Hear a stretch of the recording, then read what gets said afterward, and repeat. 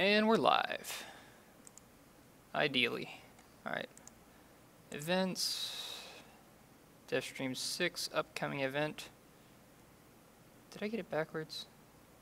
Should it have been DevStream 5? Hell if I know. Pretty sure it's DevStream 6. Do I have a DevStream 5? I can just change the name. Let's see. Videos. Ah, this is DevStream 5. Let me change that. Edit DevStream 5. And we're live. That's gonna script Ideally. Twitter thing. Okay, we're getting feedback. DevStream silence. View all comments. Ooh. Is this? Oh well. I'll just play this, mute it. Awesome, awesome, awesome, awesome. Probably could have hashtagged that, but I did not.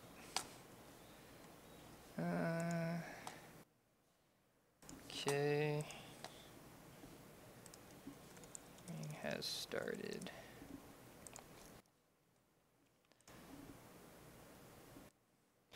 Oh yeah, freaking my Firefox is weird. It's updated and all of the Flash Player stuff is updated, but sometimes it just stops working until I like restart the computer.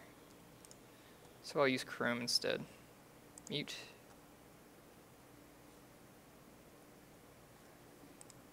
Test. Awesome. Inform the IRC. There we go. YouTube. As long as you're not in Germany, you should be able to watch it. For some reason, Germany has like a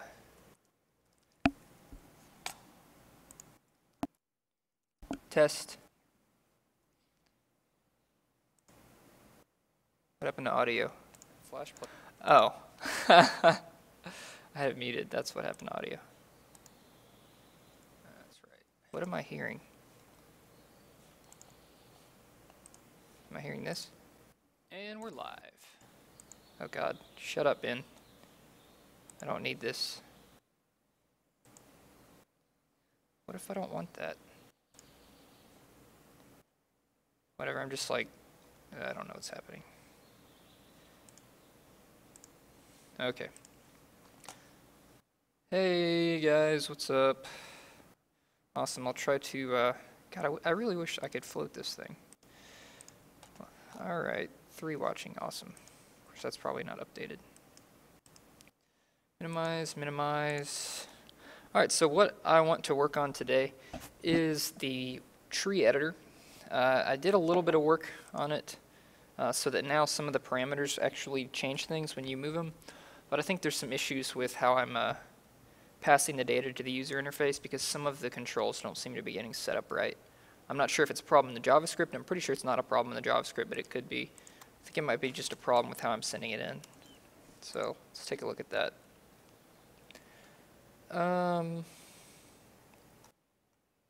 Yeah.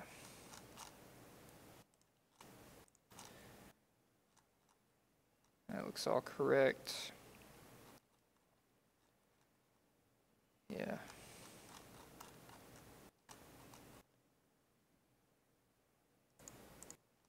So the problem is probably here in generate tree controls. Let's try to find a control that is wrong, and then I'll be able to gauge what's going on and maybe figure out what's wrong. Alright, so we should get a tree to pop in here. There we go. Awesome. Now, what is wrong? Alright, leaf cap shape. That's one of the parameters that is wrong. It's not getting passed in or something. Let's see. Here's leaf cap shape. It's adding to a Dropbox. It's getting a unique value. Because branch leaf shape is working. And these should be pretty similar.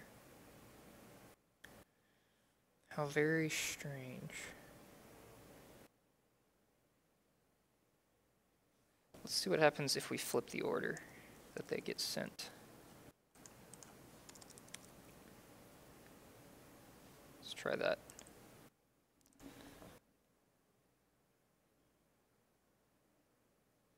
probably when I'm setting the variables.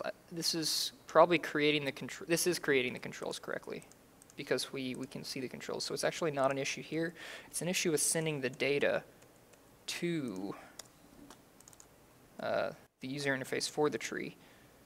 Oh, and let me zoom in so y'all can actually see. I think I can increase the text size so that it's easier. Fonts. Let's increase the size to like 15. That should make it pretty big. That's too big. I need to be able to see more code at once. 14 I'll do. Okay, so world editor. Now we send in the values with change editor tree right here. Okay. Here it is. This is where we add all the variables. So the variable that is wrong is the type of leaves at the cap.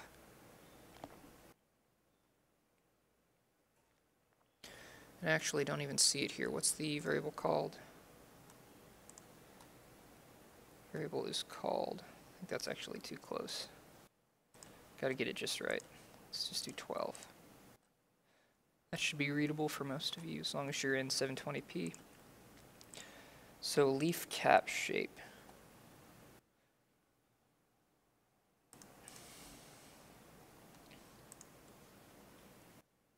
There it is.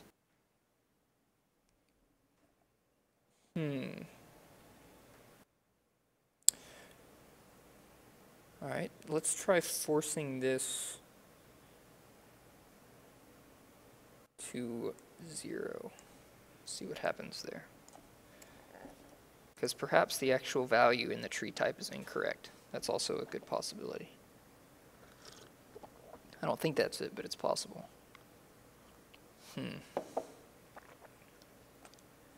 Where do we send the branch leaf type?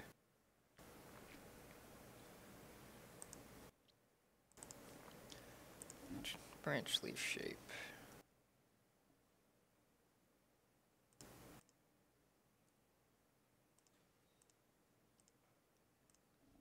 Back to world editor. Tree any branch leaf shape. Oops. Yeah, it passes it in the same way. So it's got to be an issue there. Now let's see if it's still null. It is still null. And I can change it. Let's see if it changes anything on the tree. Yeah, it does. Because I can add pine leaves to it and you can see the pine leaves.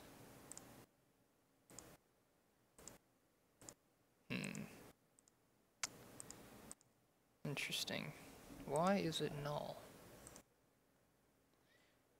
It's got to be an issue with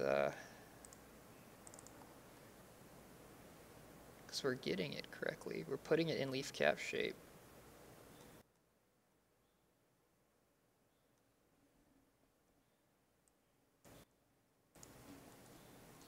Out. Let's see what leaf cap shape is.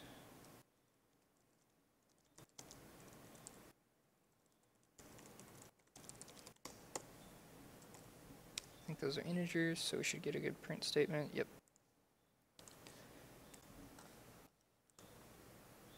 Actually, Chrome. Should stream on Twitch. Yeah, maybe I should, and then just upload the video to YouTube if that's possible. I'll try to figure out how to do that. Yeah, how's the delay? What's the quality here? Yeah, that little overview on the side is rock margin. It helps me navigate and see what variables are doing. I really like it. It's a free extension for Visual Studio. Alright, we should get a breakpoint once we load the world editor in, and we'll be able to see what the leaf cap shape is. Alright, and 1 and 1, they're both the same. So it's passing in the same value for leaf cap shape and branch leaf shape. However, leaf cap shape is null. once we actually are in the user interface. Alright, what if... Okay, let's try this. Let's try changing these to be pretty much identical. So we'll just change it to this.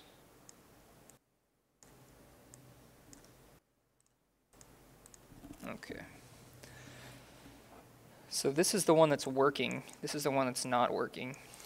So I'm going to try forcing it to be exactly the same as the one that's working. And if it works now, then there's got to be something wrong right here. Or perhaps there's something wrong with just the number of entries in the Dropbox. Let's go ahead and open up the user interface JavaScript file so that we can possibly see if there's anything wrong there. You guys will get to see my terrible JavaScript that Matthew prettied up a little bit. SoA, UI, Osamium, app interface. So, generate controls, that's it right there. First one. So the data gets passed in right here through Dropbox array. So this part right here is going to be where the issue is, if it's a problem with the user interface. Perhaps there's two Dropboxes that are using the same ID or something strange like that. Could be a number of things. Oh, I don't want a breakpoint. Continue. Still null. How very strange. So it's got to be an issue with the user interface because they're both passing in the same value. Wish there was an easier way to debug JavaScript, but right now there's not. So let's just make sure this makes sense. So the way it works is the Dropbox array are packed in 5+ variables: ID, name, min, max, and variable names. And it should be doing that right here. We have ID, name, min, max. And I believe that, yeah, that pushes on those first 4 values. Okay, and then after that, the variable names. Okay. So this for loop right here loops through all the different variable names. And what is diff? Diff is max minus min.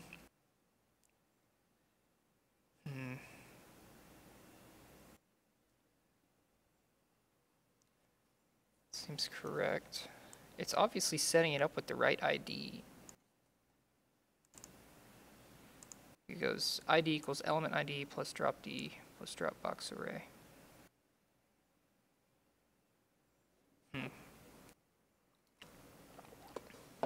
Sliders are similar. Element ID plus slider range. Where do I put the ID? There's a data PID value. So that data PID is how we can reference the variable in C++, and it's getting set to the right thing, which should be like 78. I think 78, yeah. So the question is, are any of these other ones 78 or something? I don't think so. They can't be conflicting because they're all in the same enum. That's what's great about enum, is nothing can conflict. So, how are we going to debug this? Maybe we'll just move on from this. Let's see if there's a slider that's doing the same thing. Maybe that'll help us figure it out.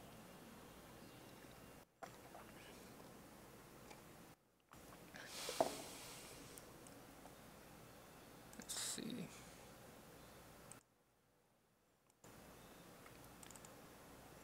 Yeah, it's so weird. Maybe there's something wrong with advar. If has second. No, this doesn't, because it's a Dropbox.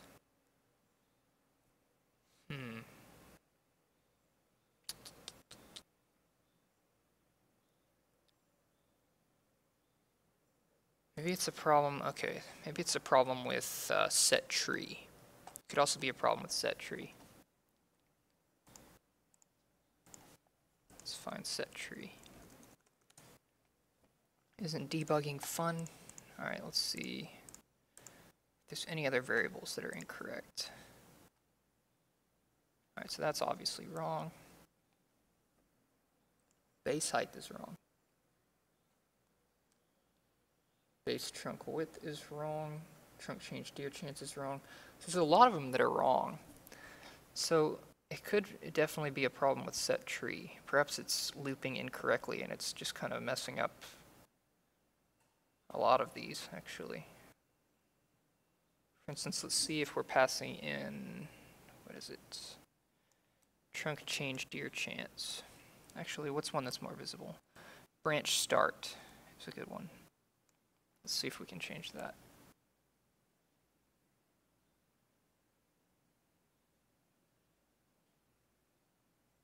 It doesn't seem to do anything. So I don't think it's actually working, other than that it's just regenerating the controls. Let's see what's up with branch start.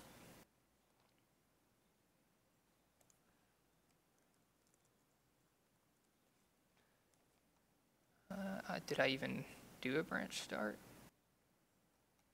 Doesn't look like I'm passing it in.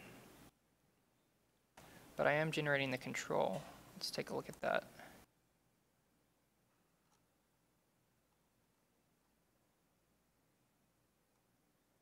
Here's branch start. Definitely not passing it in. Okay, so a lot of these bugs may just be because I'm not passing it in, excluding the drop box, because we did confirm that I am passing that in. Okay, great. Let's pass it in. B tree any, actually I can just paste it. Branch start. Alright, so that should fix that one. What else is not working? Change deer chance. Doesn't look like I'm doing that one either. Okay.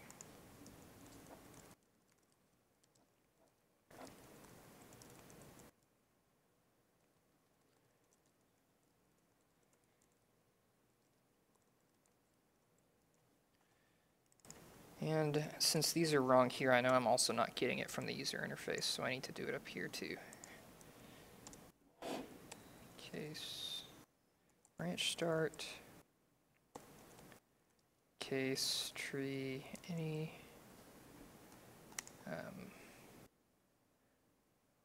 change deer chance.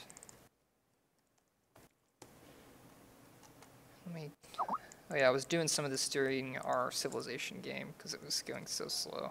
I didn't actually finish it. Alright, so branch width top. Min top branch width and max top branch width. So this right here is sending, this is actually getting the data from the user interface. So whenever we move a slider, it'll actually populate our tree in the C++ with the correct values. Let's see, base, min base trunk height, max base trunk height. And are these all integers? Good. Trunk width base, min trunk base width, max trunk base width. Change deer chance. Trunk change deer chance, just one variable, and I believe that's a float.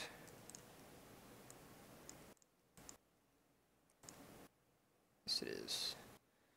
Trunk core width, definitely a single integer, I believe.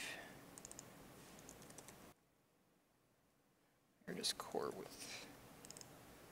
Need to unify these variable names, make them the same. Alright, we got like 7 or 8 more. Is this one already used? It is already used. Oh, I am passing this one in. So that's just another issue, because I was passing this in correctly. Interesting. There's definitely stuff going wrong here. We'll get to the bottom of it eventually. But let's go ahead and finish this stuff up first. Trunk, slope, end. Max, trunk, slope, end. And this is an integer.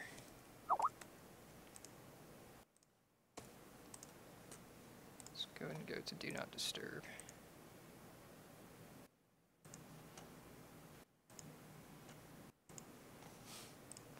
Poor Matthew.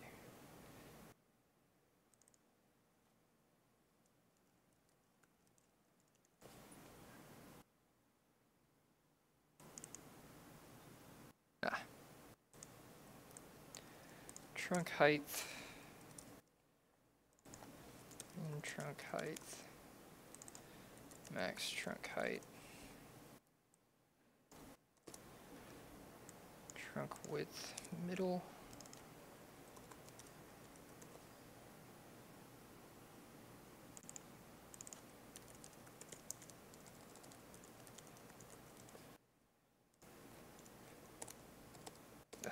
alright. Good, alright. Top trunk width. So for the top,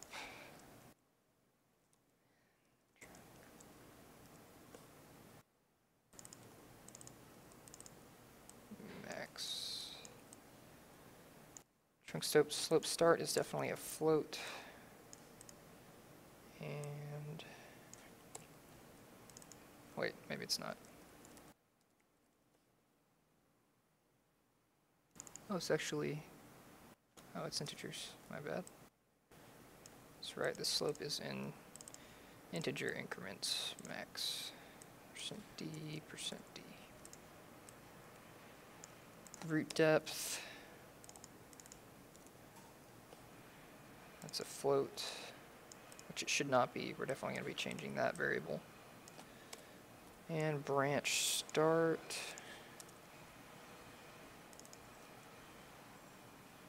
Branch start is a float as well. And finally, chunk change deer chance, definitely a float. Beautiful. Oh, that's right, we already did this one. And it's correct. I believe. Yes. Okay, let's run it and see if we can change a few more properties and get an actual change in the tree. And let's also look at set tree. Make sure I'm doing this right. So I know tree age is working. Alright, it's the first two variables. Packs of two variables, ID and value. Very simple. And I plus equals 2, I plus equals inc. Because drop boxes can have multiple values. Okay. And let's see here.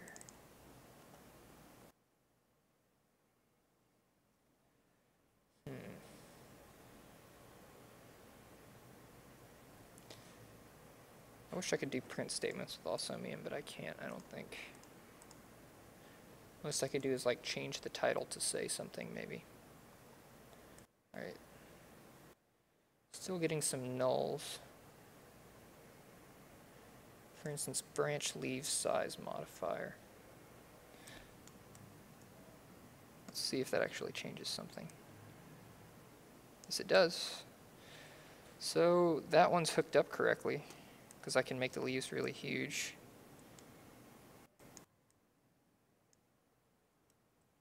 That also bug needs to be fixed. Maybe we can mess with that.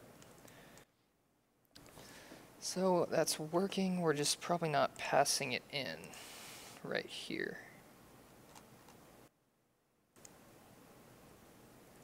Yeah. Add var v tree any branch leaf size mod. I am passing it in. What is wrong here? What is wrong? Well, what do the nulls have in common? Branch leaf size mod is a single variable. Is Ymod working? Let's try Ymod.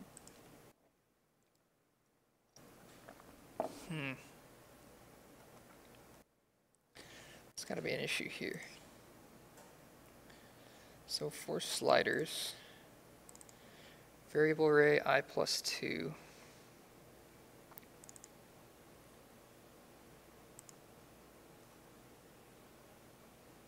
ID, then value, then size for...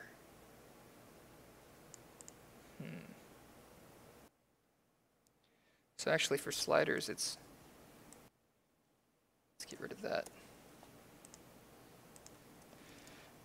ID, value, size.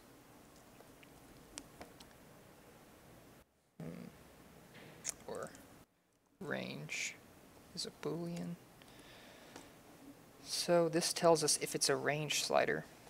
And if it is, we add an extra variable to the slider.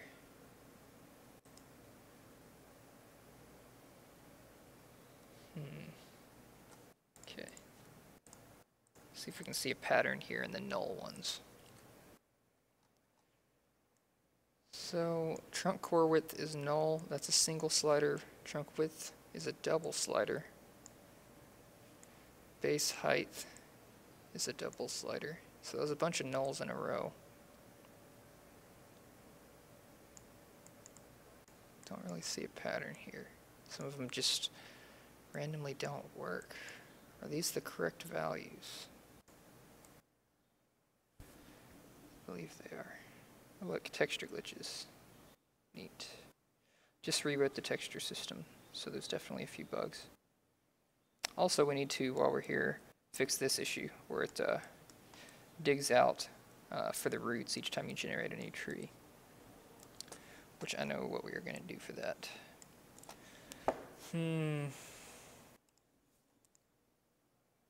Set tree, it's got to be you. Has to be. Let's try this. Can we generate new seeds? We can. And that doesn't change anything. Okay. So. All right.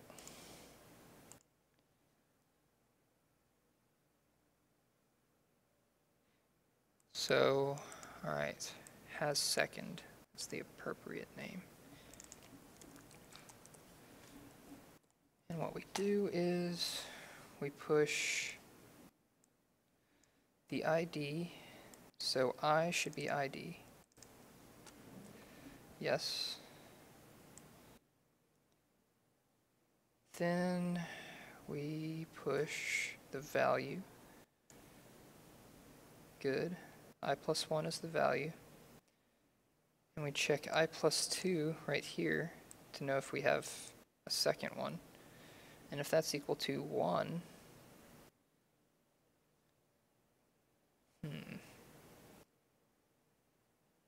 maybe it's because we're passing it as a bool, but we're accessing it like an integer, which in C++ is fine, but in JavaScript I have no idea. JavaScript loves to be a pain. Variable array I plus 3 is v2, the second value. And that's correct.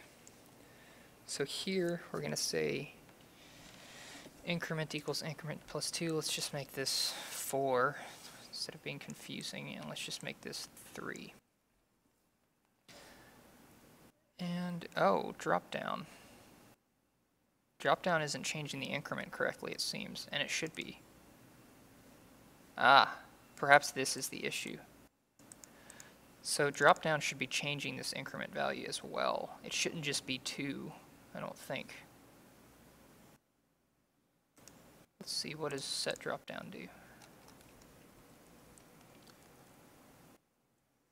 Maybe I'm wrong. No. I think it should just be 2 because it's only sending... Yeah, it's only sending 2 things. Let's confirm. If it's a Dropbox, it's sending 3 things. It's sending a has second. Ha. I think that's what it is. So Dropbox are actually sending 3 variables, but they're basically pretending like they're sending 2 variables. Like we always send 3 variables here, so this should be a 3. There we go. Let's see if that fixes a bunch of stuff. Oh man. Any of y'all experienced with JavaScript? That's right. So the tree destroys the terrain because as we generate a new tree, the roots dig holes in the ground to, like, you know, they grow their roots down. And then when we switch a tree, the tree disappears, so it leaves holes in the ground. And a new tree generates with different roots that dig a different hole. So as you generate like 100 trees, it just makes a huge noise.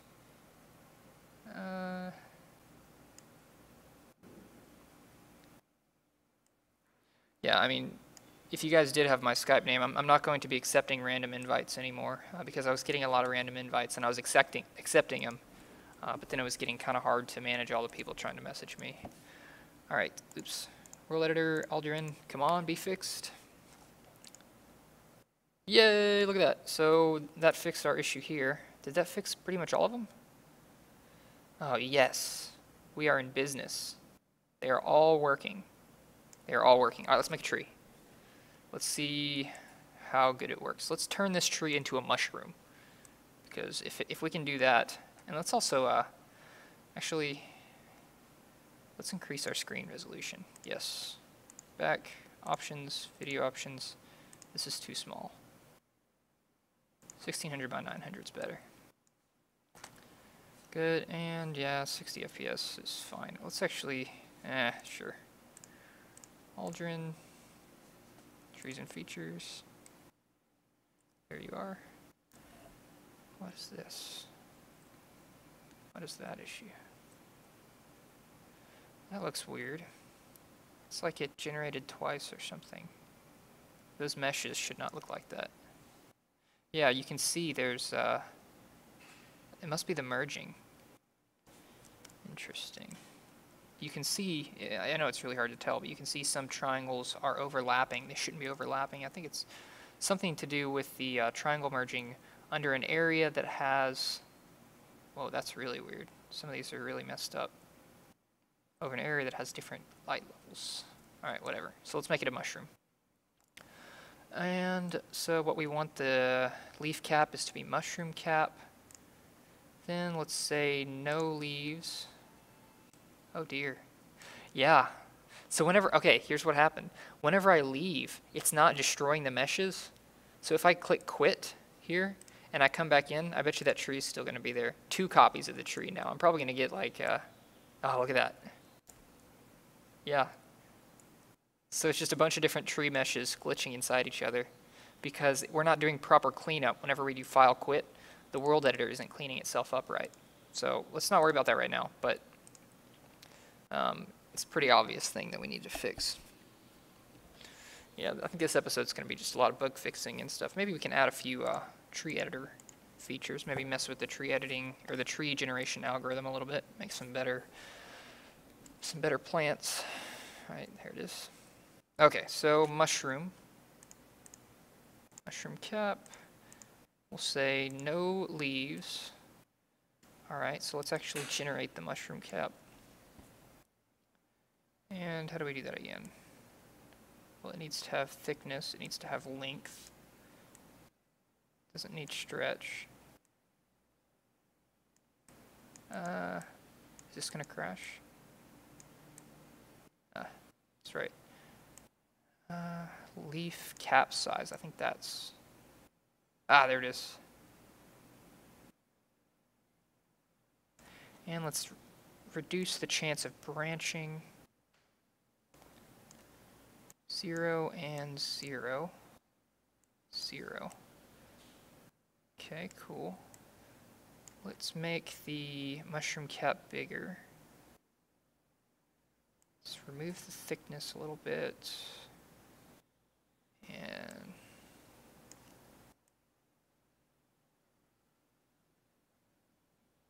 nice. Yeah, mushroom made out of leaves. We'd have to change the leaf block ID to get something different. Let's see if we can do that. Now here's an issue we definitely need to do. I don't think we can do it today, but instead of doing blocks by ID here, we should just look up their name somehow. Have a helpful menu that pops up and lets you select the name, and maybe it'll even show the texture. Should we do that? I guess we should do that in JavaScript. That's going to take me a while, so I can't do that on camera. I mean, I could, but it would be... let's see what the block ID for... Actually, that looks like a mushroom block ID. Little texture errors here and there. Let's look at it from the inside. It'll work. So yeah, we made a mushroom. Let's make it taller. Trunk height. That was weird. When I clicked, it went to 0. And let's change the trunk width.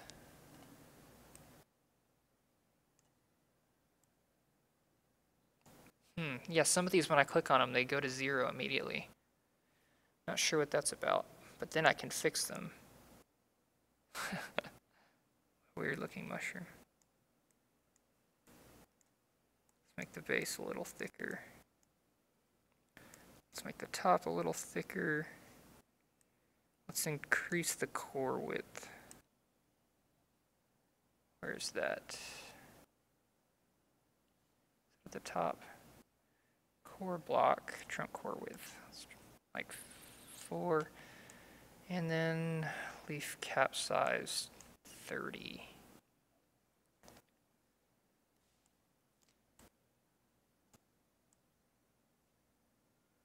You can change the stretch to get different kinds of mushrooms. Oh, Jesus.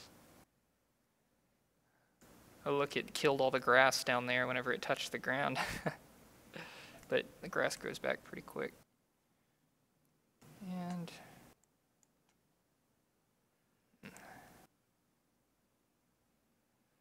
looks like the cap is changing a lot. I think this top cap width is maybe supposed to be leaf cap size. I think this is maybe supposed to be a double slider. Could be wrong.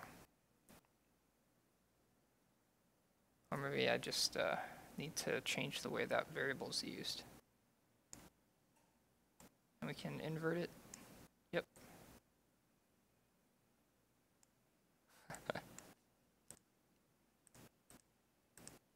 Neat. So see, the tree editor is cool. We can make a lot of interesting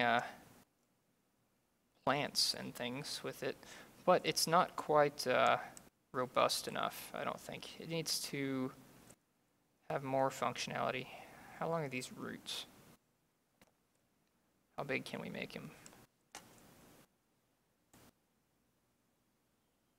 Oh my god, really big. And you've noticed this stuff generates really fast. So we can have whole forests of these things and generate just massive, massive structures. And it's not even fully optimized yet. There's some recursion in the actual tree algorithm that I think could be removed. That would probably make it run faster. And also I'm thinking of making it to where you can check an option that makes the trunk just like round, like a slice of a sphere. And that should run fairly quickly. And it would maybe give us a more pleasing shape, because this is kind of like a weird octagonal shape, I guess. Okay. All right, so what do we want to do? Let's see if y'all are talking about anything. Yeah, Z fighting. Correct, that is what it's called.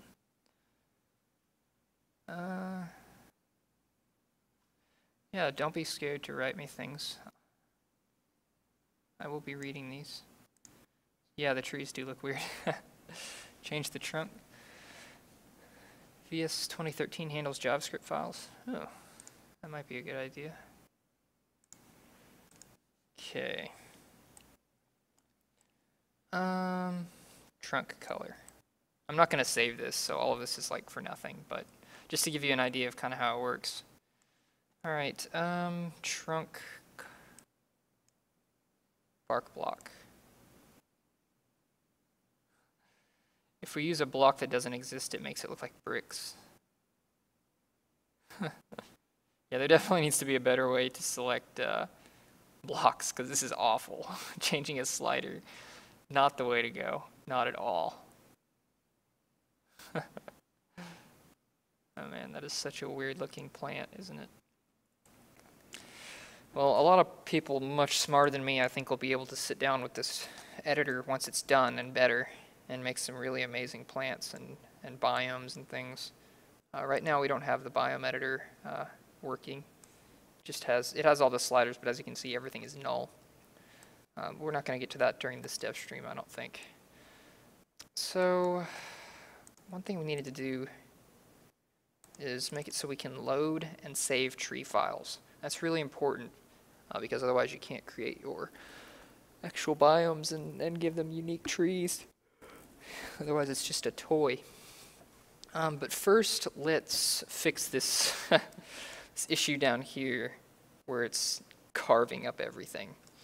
And the way we want to do that is kind of we'll probably need to make a new function for the tree generation that whenever it places all the tree nodes down, it records the block that was there before. And then whenever we go through and remove the tree, we place back all the blocks that were originally there first. And I think we're going to have to definitely have to write a new function. Let's go ahead and look at the actual generation function, which is, or let's look at where it gets called first. It's called I think it's called regenerate tree, I believe. There's an update function that calls it GL update. I believe that's the one. No, it's going to be update. Here it is. Yeah, there's a function called grow right here. This grows the tree, and then this ungrows the tree. But right now, ungrow doesn't place back the old blocks, so that's what we need to do. And to do that, what we need to do is have a specialized function in place tree nodes. Let's go here. Let's actually go to definition. Go to definition.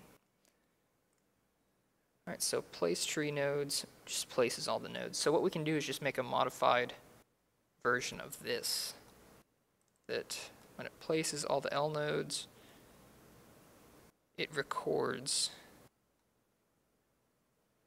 the block. All right, so let's just copy this. Place tree nodes.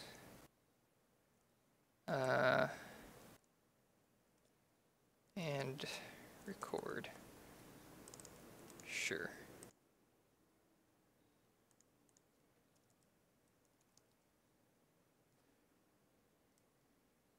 Like that. So all we got to do differently is store whatever block is there in our wood nodes and leaf nodes. All right, so we need a temp variable. Temp equals the current block, and then block type equals temp. Just like that, super easy. Same thing here, and same thing here. Okay, so now we are able to record what block was there before. So we're going to use this function instead of place tree nodes. So this will place tree nodes and record. And then when we ungrow, we're going to assume that we recorded them. So we're going to remove block, and then we're going to say nodes I.owner place block. And it's going to be at C. Block type is block type. Now this may not be the fastest way to do this. Setup list. But perhaps that can be something that's optimized later. We'll go ahead and do it and see if it seems any slower. And just change W to L. Okay. Let's see if that fixes it. Should fix it.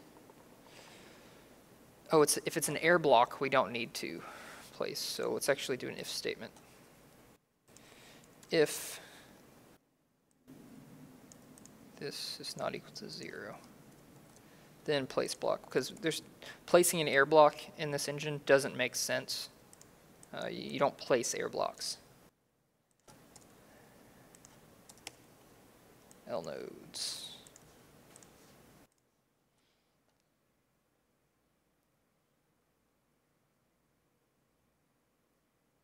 Yeah, I'll open up, if I do any more HTML stuff, or sorry, JavaScript stuff, I'll open it up in Visual Studio. Only one layer of ground and be able to see the roots. What we can do is make it so that roots are shown underground. We can do that. We're just going to have to force one of the properties of the wood block to be, there's a property called occlude, and we make it so it doesn't get occluded by nearby solid blocks other than itself. And then it'll show. We just have to remember to undo that. Otherwise, it'll change all wood blocks to always do that. And that's not what we want, because it'll lag the game once we're in the world. We definitely don't want to save that, because we can actually save the state on accident, and that would be bad. Okay, let's generate a tree. We'll change some property.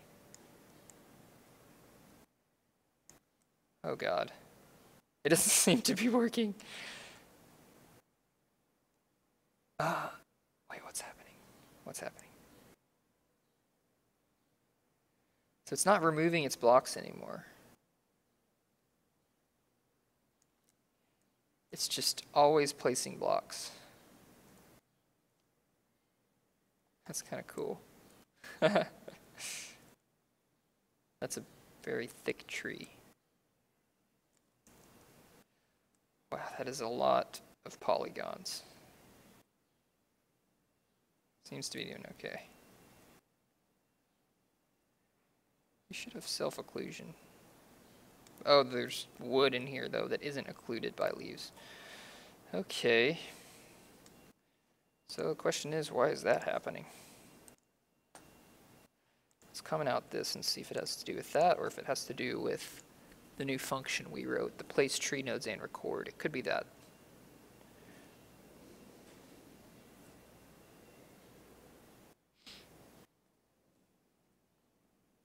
I'm almost out of tea.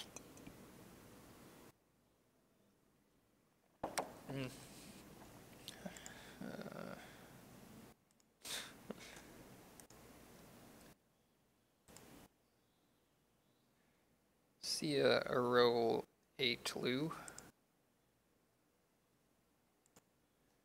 Alright. Let's see if that fixed it. Or made it act like it used to.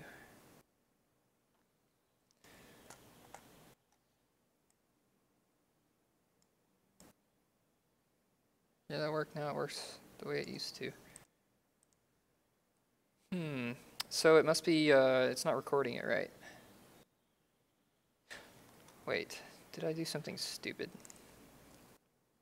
Like I often do. No, it seems correct. Oh. No.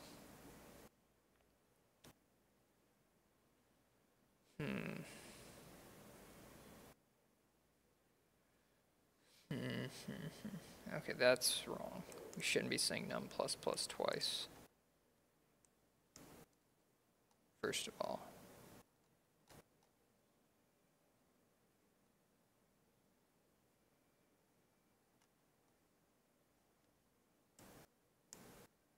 Am I stupid? Alright, we get the current data. We clobber that with the block type, and we set the block type equal to the current data. It's GLU short. Well, let's at least make it the correct type. Shouldn't really matter, though.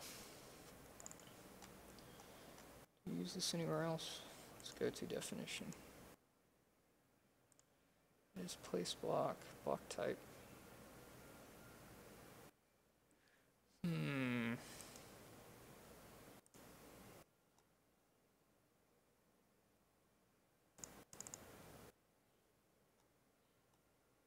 Why is that happening?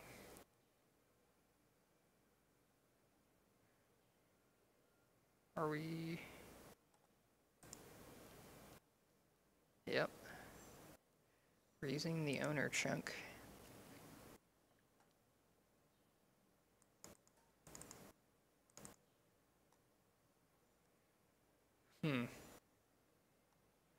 Let's do it again and see what happens.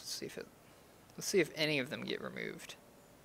Because I'm thinking multiple leaf and wood blocks are being placed in one spot. Maybe that's causing them to record the values of each other, and then when you undo them to place it back. So, okay, so let's try this. I bet that's it. Which means there's a lot of... It means we're generating too many nodes. I think we can optimize that, which is nice. Yeah, let's iterate through these backwards. That actually might fix it. Greater than or equal to 0, I minus minus. And L nodes dot size minus 1. Greater than or equal to 0, I minus minus. Let's see if that fixed it. I have a sneaking suspicion that that's all it was. Because if we make sure, oh, that also means we need to make sure that W and L are being placed backwards. This one places W, then L. We want to undo L, then W, which I don't think that's what I'm doing. No, it's not. So that's also an issue. And why did we only do following check nodes here? Dot clear. Ugh, so many issues. Oh, because it doesn't matter. It's about to get destroyed anyways. This is a fake vector. Alright. Now it should be doing it right. It should be doing all of the placing backwards in the correct order. We're about to find out if that was the issue.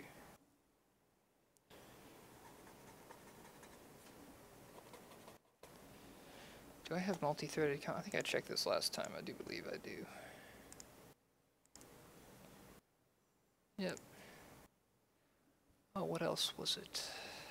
Maximum cores to use or something. I have to look at that.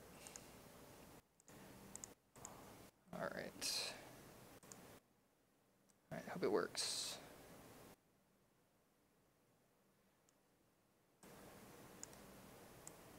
There we go. That was the issue. I just wasn't doing it backwards. I just needed to unplace the nodes, or replace the old nodes backwards from the original way.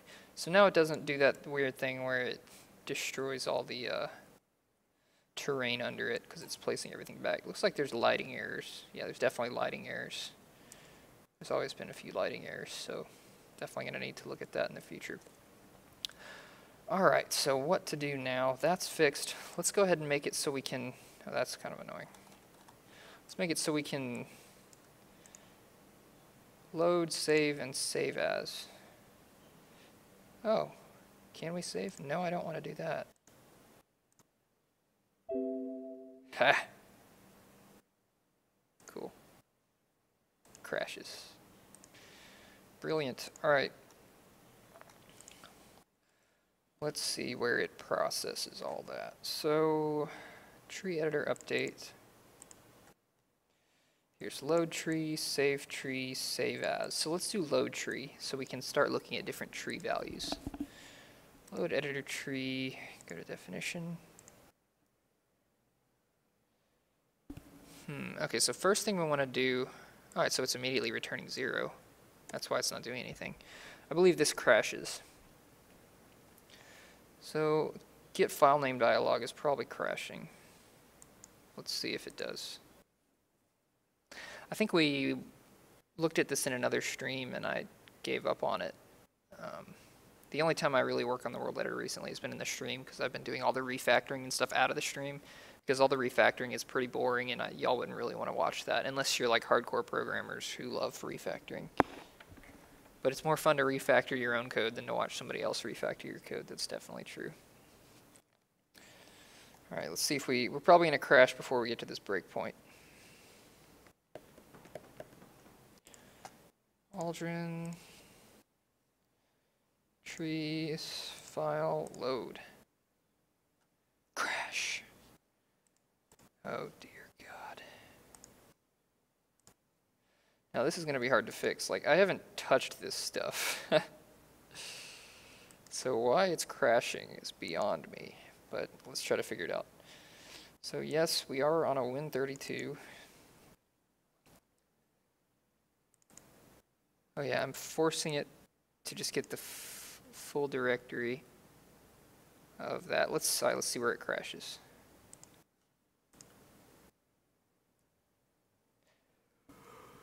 Oh, what a mess. I could try running in debug mode, but I don't think that's going to help much. Debug takes forever to compile. All right.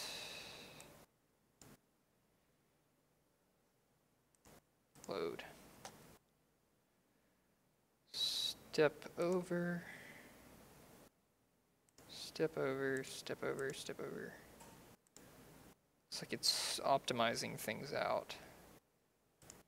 What the hell? That's not very helpful. So kernel base is crashing.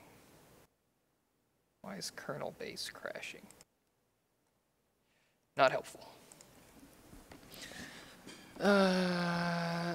Okay. To the Google. The almighty Google. Windows C++. How long has this stream been going on for? An hour? Okay. Alright, I believe I have been here before in a stream, and we didn't make progress, so I'm not too hopeful. Include windows.h, I'm doing that. I assume I have these. It would give me an error if I didn't have those. So, I believe the requirements are okay. Crash. It crashes.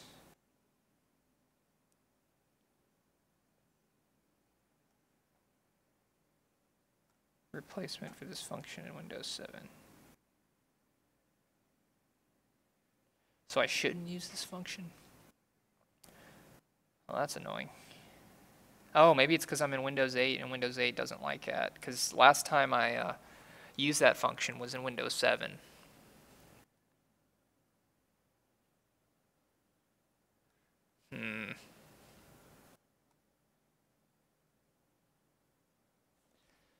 Alright, let's just see an example.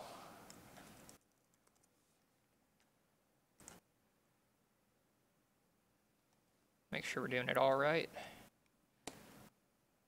Okay. Zero memory.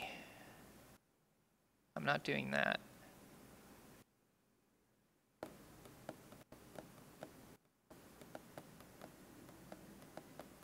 I'm just setting it equal to 0.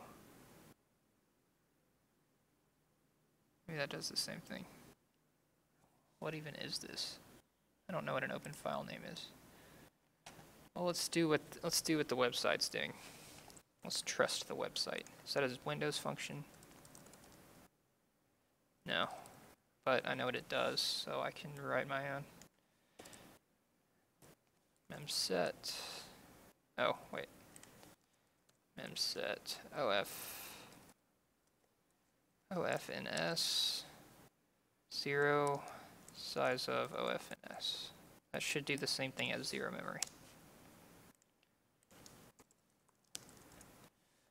Alright, and struct size equals size of OFN. Yes. hwind owner equals null.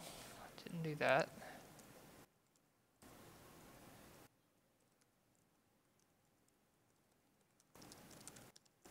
Okay. Oh, that's OFN, not OFNS. What is OFNS? Oh, that's the same thing. Okay. LP stir file equals SZ file. What is that? Oh, it's just a buffer. Right.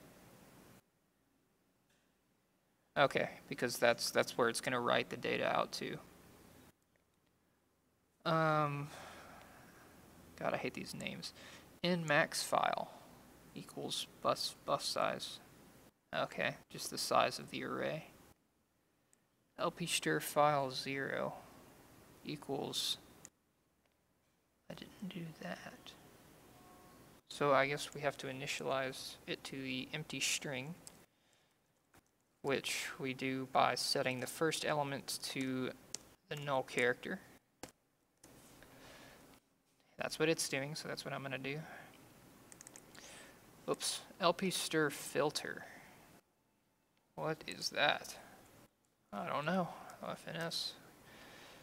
LP stir filter equals all 0 star dot star. It's a regular expression. It looks like text 0 star dot text. I could have copy pasted this. Okay, so that, I guess, is the filter expression. In filter index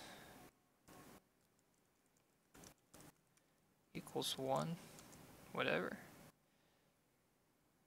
OFN LP stir file title equals null. OFN dot max in max file title equals 0.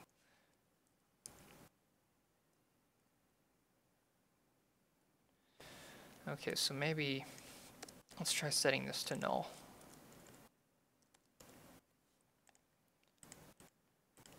All right, let's see if it crashes. Is that everything? Oh, flags. Of course, flags.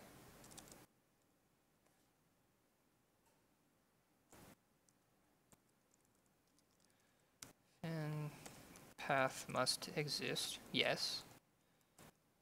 File must exist. Yes. Both very useful flags, I would say. Okay. Yay, Windows programming. Now let's see if it crashes. Hopefully not. Hopefully it was just because I was doing stuff wrong. Oh, this is only looking for... Oh, I see. Oh, cool.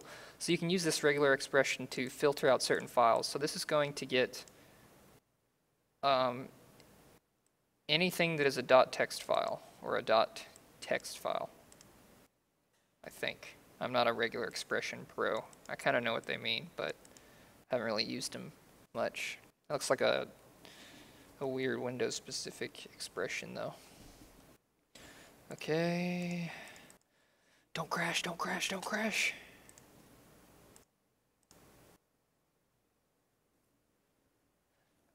It like starts to open.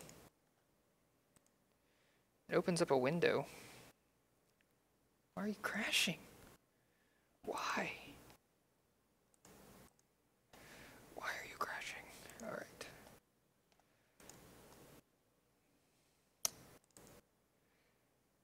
Struct size is correct. 0 memory, yes. Null owner. Buffer initial dir equals null. Let's even make it look the same. Initial dir happens after inmax file title. That equals null.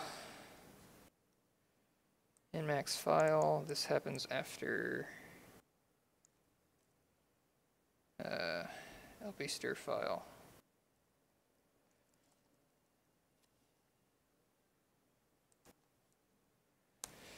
Then we got a filter, filter index, file title, inmax file, initial dir, flags. Why in the hell are you crashing?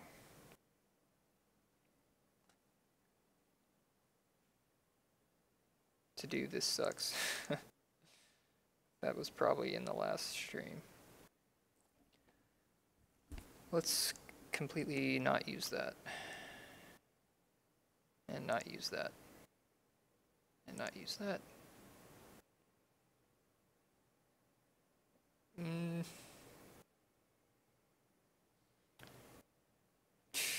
Like...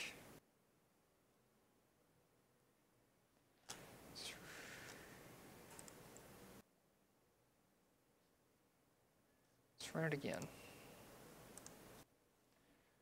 Not sure why it's crashing. I'm about to give up on this. Maybe I should write... No, I'm not going to write my own. Oh, that sucks. Alternative to get open file name. Anybody figure this out? Ah, of course Jesse knows. Was it chdir? I don't think so, because the it doesn't return from this function, this get open file name function, until you select a file name. Yeah, pretty sure. Let's find out.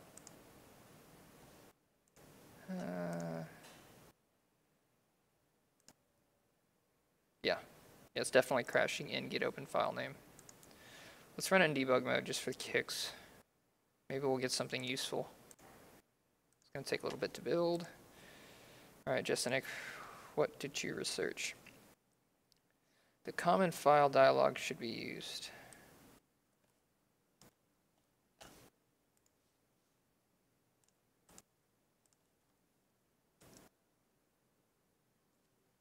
Oops, yeah.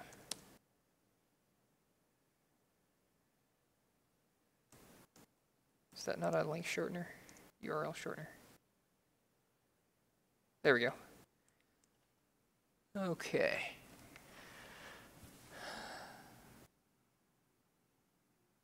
This must be it, because I'm in Windows 8.1. I bet I'm not. Oh, look at that. Thank you, Jessenick. This has got to be it. Should have looked in the chat earlier. iFile open dialog. Okay, let's make one of these instead. Hell yeah. Whoa, that header. Showjd.h. Okay.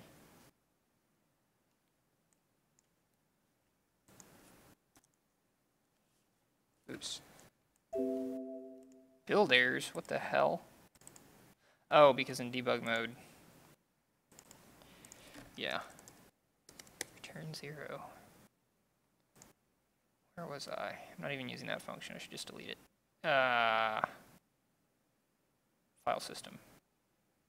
There you are. Ah.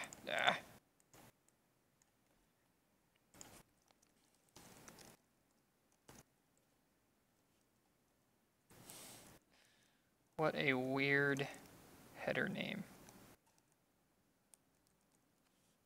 Hope it exists.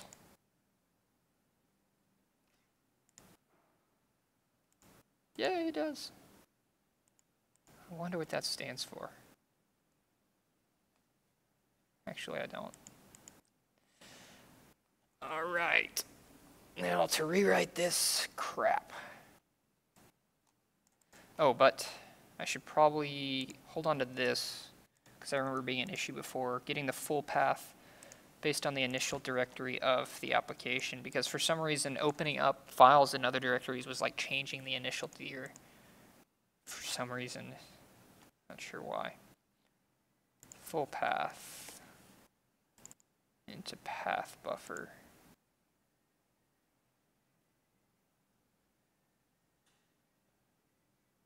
Wait. Isn't that what get full path does? What does this do?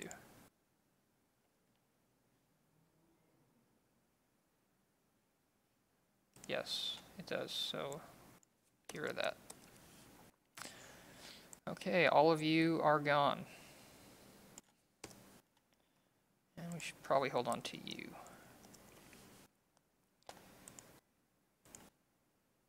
I don't know why I'm running this. Who cares? I don't care how it's crashing. We're gonna use the new functionality that doesn't suck.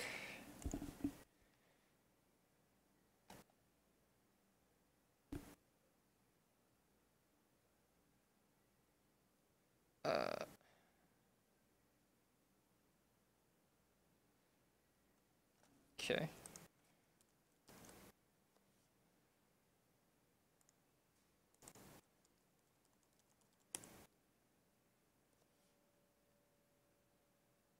It's abstract.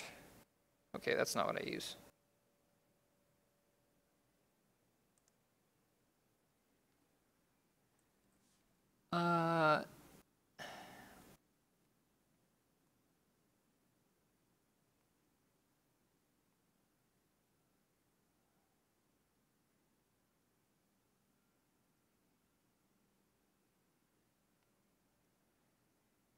Okay, here we go.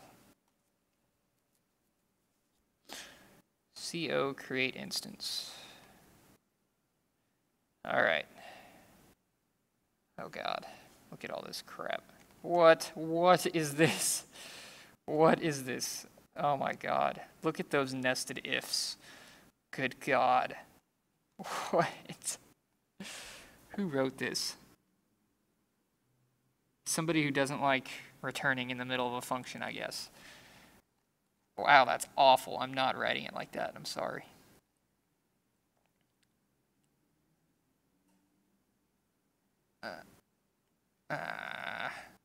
Maybe that's the best way to write it. I don't know.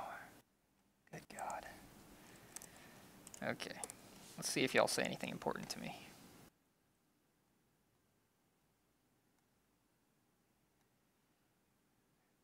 Yeah, code sample. All right. Okay. Should I just copy it and see if it works? Look at this thing.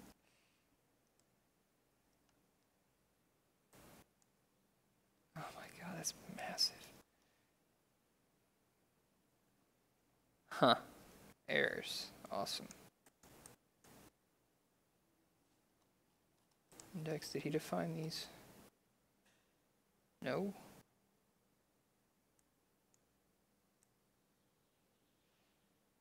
File type index.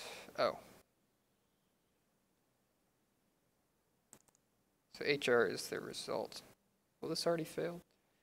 Undefined. Thought it was in, I'm probably not including the right stuff. Let's see.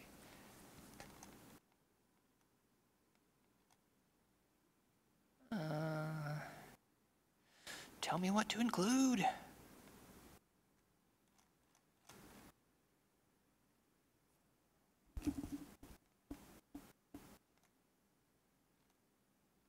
Well, there's a lot of example code. Oh my God. Oh my God.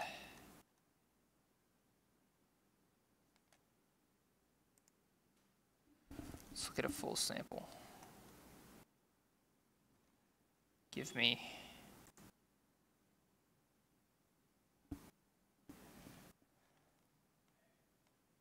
I just need the code.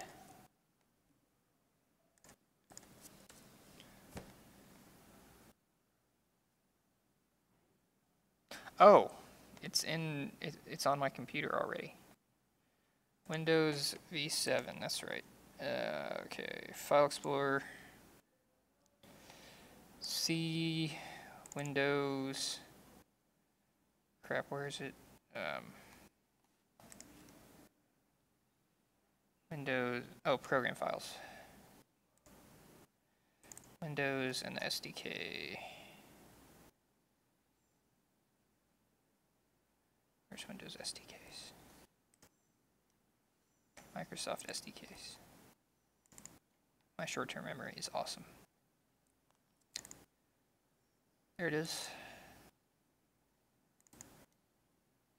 Nice. And samples. Cool, there's no samples. Thank you so much. I don't want to have to download the SDK again.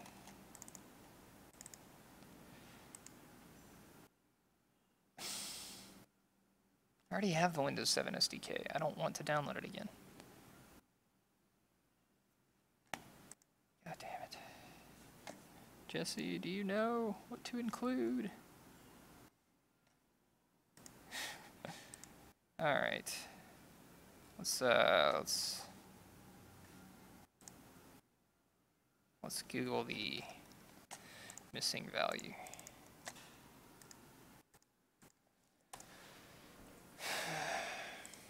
Oh, cool. Someone had the same problem.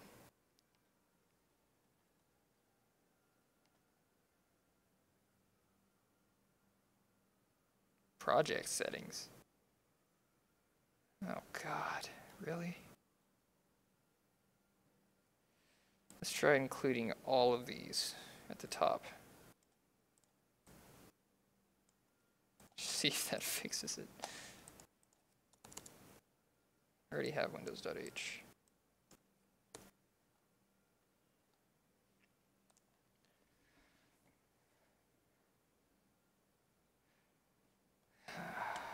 Yes. That didn't do anything. Anybody else actually get this?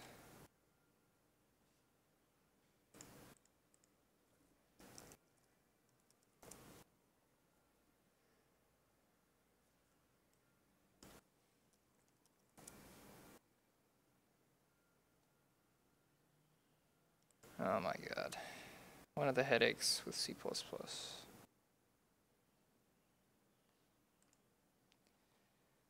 Oh man. What a pain in the butt.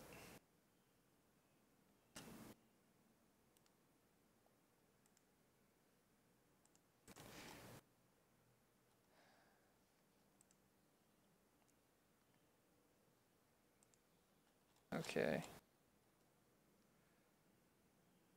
So let's download the Windows 7 SDK again.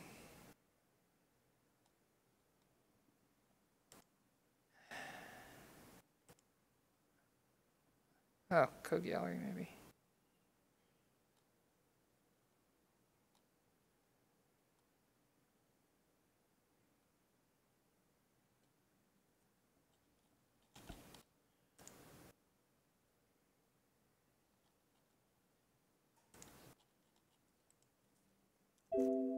It's been retired.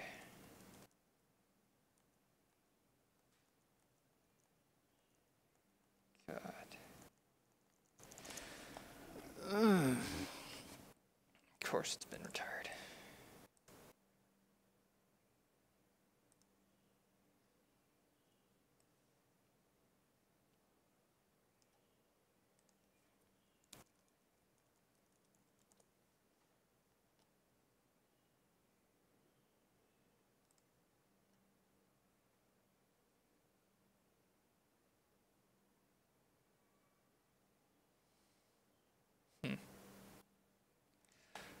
Let's delete all this and see what happens.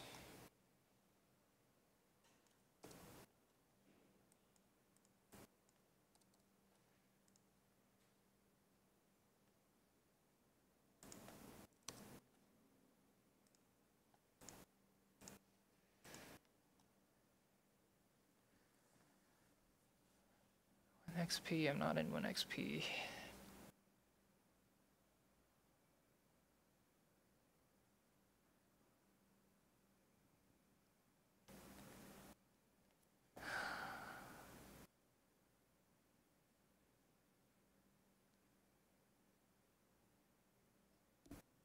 This kind of stuff really eats up development time.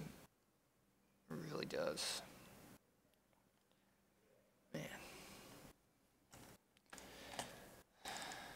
SoA create instance, what does that do? I'm assuming it creates an instance of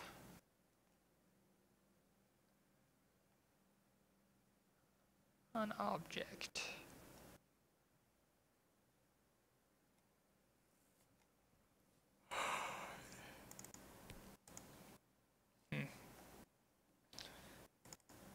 So it's going to put it in PFD, I suppose.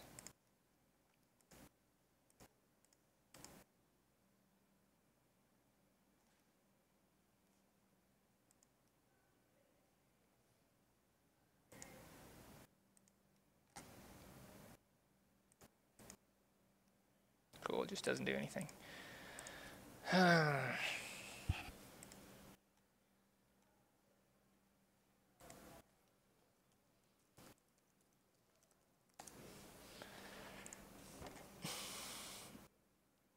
Might be useful code sample.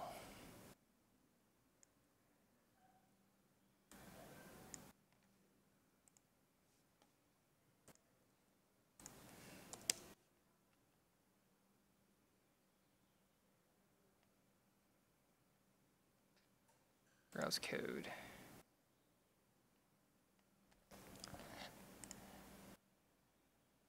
Awesome.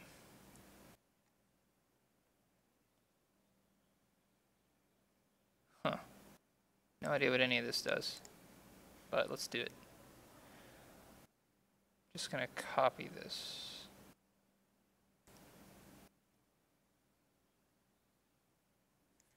Okay. Here at the top.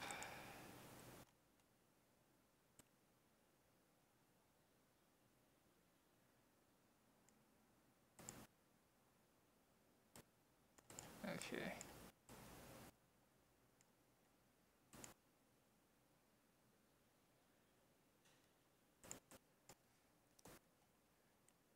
I don't have that.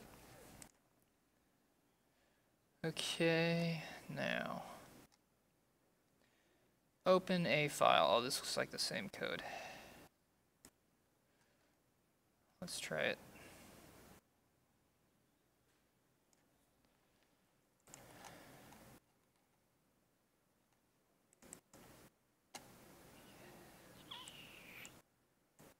Here goes nothing.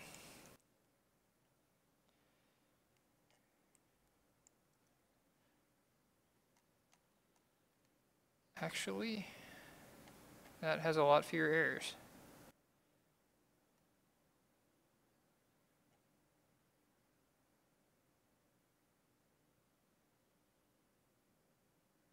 Specify file types.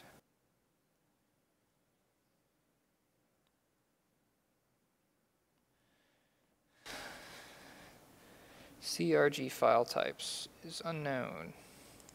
Is that defined up here somewhere?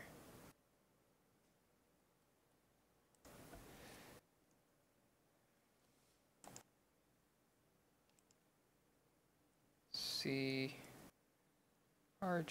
here it is. Cool. Take you and put you here. Nice. Nice. H-wind. Alright, so can we use a null window handle? We're about to find out. I think I have the window handle somewhere, but let's just try it with null first. PSZ path.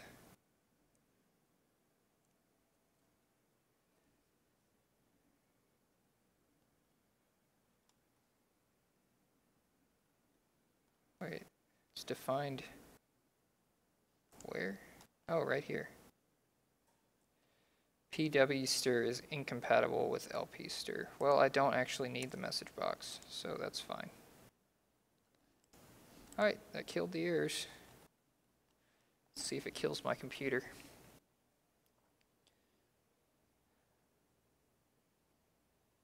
Anything interesting going on? My main function? Sure, while it's compiling. Here is main.cpp. Here's the game loop. Here's the world editor game loop. Here's the initialize function. Here's where I process messages from the OpenGL thread. Yeah, I guess you're interested in here. This is all that the main is. It's just these few lines. It initializes the game, it begins a game loop thread, and it enters a GL loop, and that's pretty much it. These two function calls right here begin the game, essentially. All right, moment of truth. This will tell us if we can use a null window handle. Holy crap. Okay. Maybe it's because we're using a null window handle. It looks like the same error. Wow, that's obnoxious. Might have to give up on this and work on something else. Let's try, I think I have an hwind somewhere.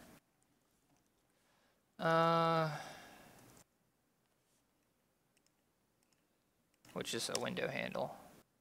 H stands for handle. Okay.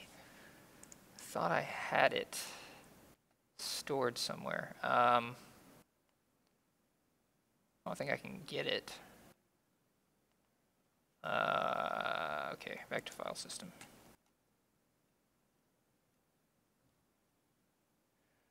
Okay, where did I change them to null? Here it is.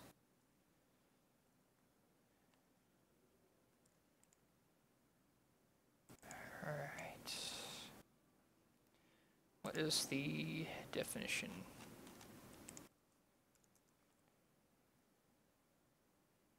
Yeah, that's annoying.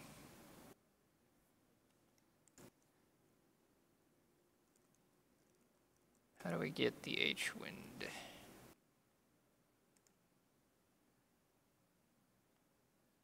Sure, we'll use the console. It's a lot of code.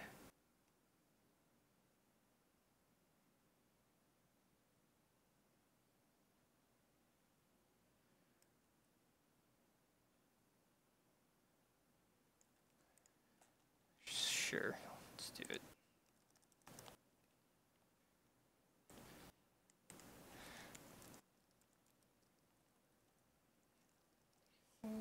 hwind found. Let's see what that does. So I'm going to try to parent it to the console, apparently.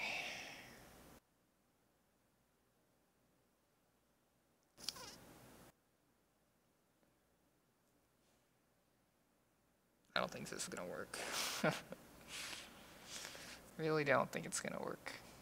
So let's work on something else, and I'll bang my head on the table later and figure out how to open a file dialog in Windows 8. Alright, what should we work on? There's a bug with particles we could fix.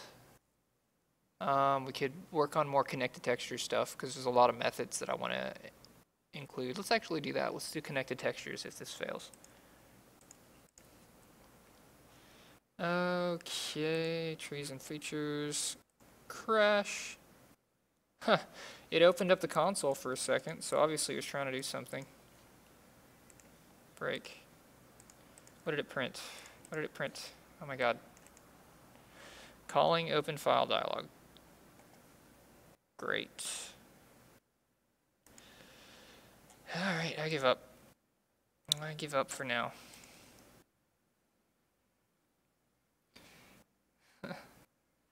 Hey, that's an ADG. Why don't you use an engine like Unity to make your game? Because the game can run better if I make the engine myself. Unity imposes a lot of constraints on the game development. For instance, one of the more known ones is that Unity has vertex buffer size limitations, and with that I would have to split up my chunks into more draw calls. Not to mention Unity runs in C# instead of C++, which is, I believe, an interpreted language like JavaScript. So it, well, JavaScript isn't, it's still compiled with the JIT compiler, but I'm not sure exactly the speed of C#, but I know it's slower than C++. With C++, I just have a lot more control, and I just wanted to make my own engine. I wanted to learn how to do it, and it's fun, and I can do anything I want. It's amazing. So it's just more fun this way, honestly. Sure, it's going to take a little longer, but there's plenty of voxel games that people are making for Unity, and I haven't seen anything ultra impressive about any of them yet. They all just use kind of cool graphic effects and kind of make themselves into a little Minecraft clone. And I believe the way I'm doing it right now is working out just fine. It'll take me longer, but if I spend more time, it can kind of cancel out. I think next May when I'm working full time, it should develop. We should be able to develop a lot faster. Okay, so this doesn't work. So let's just work on connected textures. So let me open up our Google Drive. It's private, sorry, you won't be able to find it. All right, and we're gonna go to Art, text file specification. And the first one I wanna implement is, I don't need you anymore. Let's go to textures, texture packs, alternate, blocks, and building. So down here, these wooden planks, yeah, like rubber planks and all that. These have a different connected texture method. I believe this is the horizontal method. So we need to do this. And also, I believe, let's look at glass here. Inner seams value. I'm not processing the inner seams value. So let's do that. That should make our glass look a lot better, because I was noticing when I made a huge cube of glass and I broke blocks out of it, it wasn't looking right. And I'm sure that's because it's not doing inner seams. And also I kind of want to be clever and combine all 6 directional checking functions into one function, which will just make it easier to manage. Instead of having 6 huge functions for all that, I just have one. And it should be about the same speed. Not that it matters. So, all right, file system. Here we are. And we are looking for load text file. Control F. There you are. Okay, so there it is. Case any method, case any inner seams. Break, gotta add this. Inner seams. And I believe initialize any maps is right here. Any method, there you are. Inner seams. Great. So all we gotta do is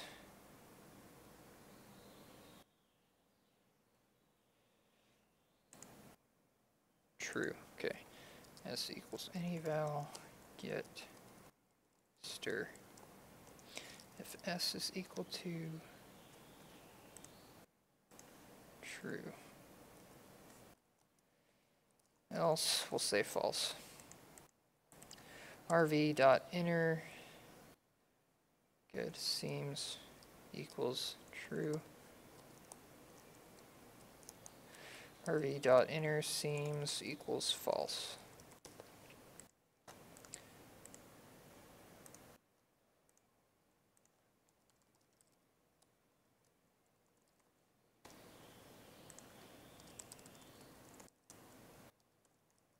Cool.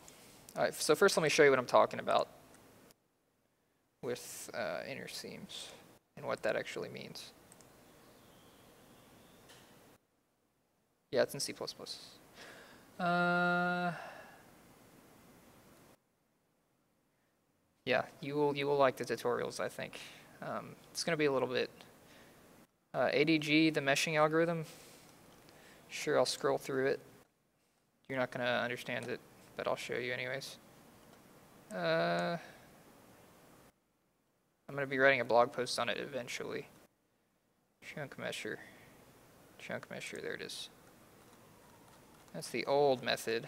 I commented it out because it was so bad. Like a 1,000-line function. Oh god, it's really big. Stop it. Okay. Old method, bad. Here's the new function. Loops through the chunk, adds blocks based on their mesh type, Then it does triangle face merging. Then it populates the vertex buffer objects and creates this chunk mesh data structure, which it sends to the OpenGL thread. And then these merge directions basically just do the triangle merging optimization. They do a pass through the data and kind of stretch triangles and remove triangles and things. But yeah, that's pretty much it. It's nice and smaller than it was before. This add block to mesh is a bit big because it adds different faces for each direction. And it also does stretching. So there's actually stretching going on in the initial pass as well. Okay, load, not world editor. Load test. I'll show you the glass. Also, I think glass blocks light, which it shouldn't be blocking light. All right, or it's like it blocks sunlight. Light still passes through it, but a sunlight ray will stop and then just propagate 32 blocks, and that's it. Aren't these connected textures just so awesome? God, they're so cool. I love them. So amazing. All right.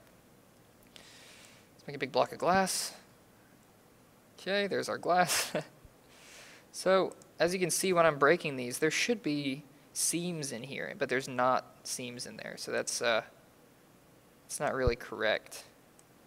We can do this. This looks really weird, doesn't it? Like, it's not right because it doesn't have the inner seams value right now. Inner seams is set to false, and it just makes it look wrong. So we'll fix that, and then you'll be able to see the difference, hopefully, if I do it right. All right, so we'll.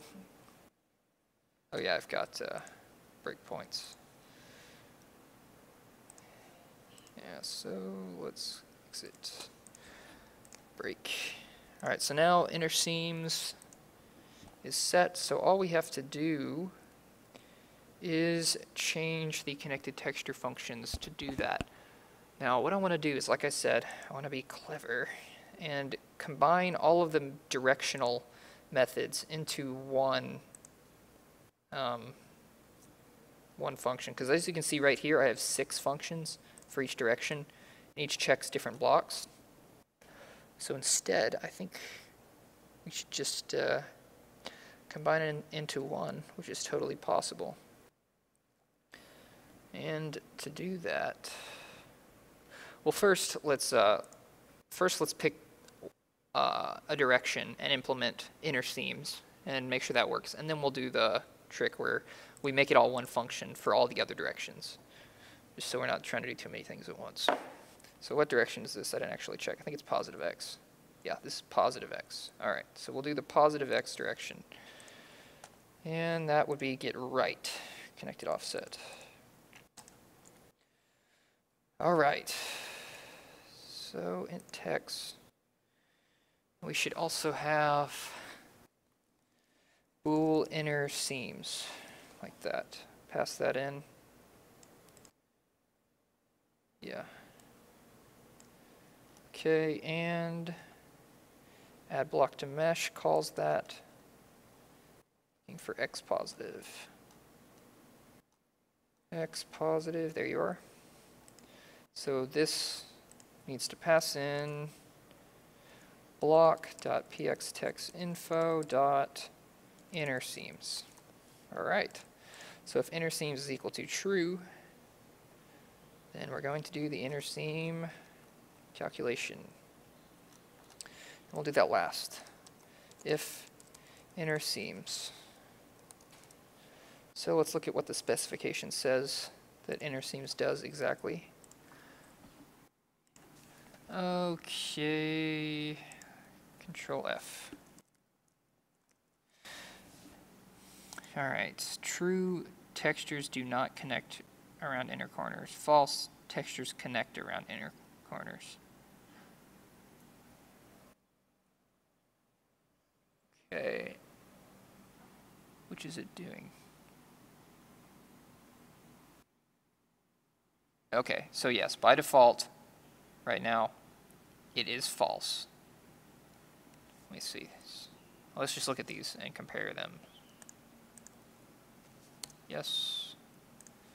And this is false. Okay, so this is how it is right now. It's false. So this is when it's true. What's the best way to implement this? We actually may not want to do this after, because right now as it is, we are... Yes, we do want to do it after. All we do... Okay. Alright. Not sure if I'm going to get this exactly right the first time. But let's do it. So this is the right, so if... Alright. We're going to say bottom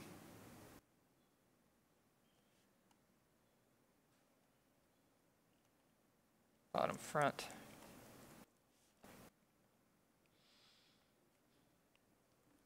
So we are on the right side, so that's going to be minus water layer plus 1.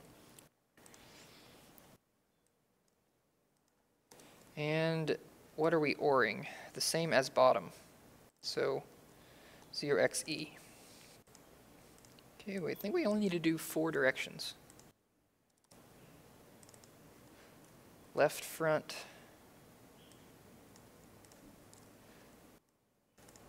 Alright. Bottom front, left front, top front, right front. So left front is, that is plus water width. Don't ask why it says water. Don't ask. Just don't worry about it. That's going to change. It's an improperly named variable. That's going to be the same as left, OX83. Top is plus water layer plus 1. And top is OXE0. Right is minus water width plus 1. And right is OX38. Right, so in theory, as long as we're loading in the property, right, this should work. Let's find out. So glass should look correct in one direction. Not the band. Discussion going on in there. Yeah, this should work. I think it only does those 4 adjacent blocks. It doesn't worry about corners. And so that was really easy. Let's see. Here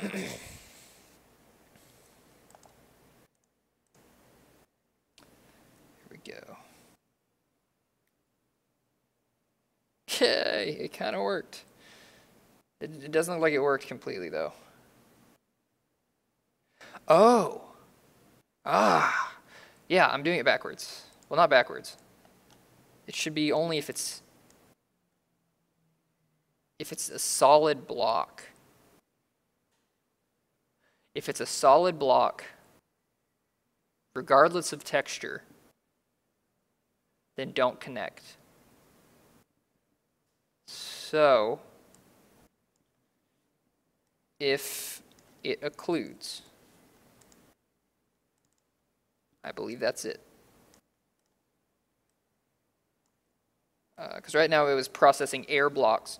It was saying air blocks are like these blocking cubes. Who am I kidding? Probably just Nick is the only guy who kind of knows what I'm doing here.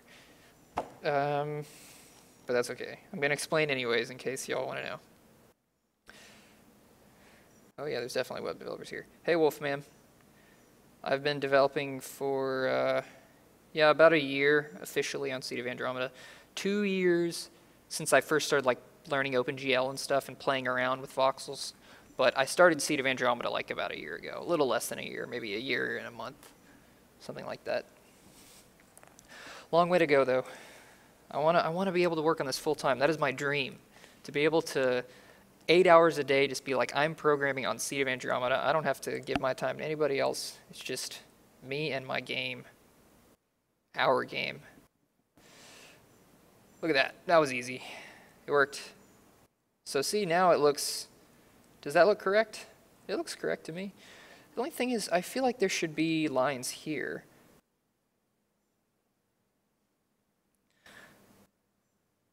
Oh, the reason there's not lines there is because we only did positive x. So this is positive x is correct, but remember this is not positive x. This is, in this case, positive z.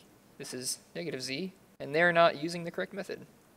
Wow, that was easy. All right, so what we should do, oh, this is going to be so cool. All right, what we should do is now make one function to rule them all. Prepare to have your mind blown. All right.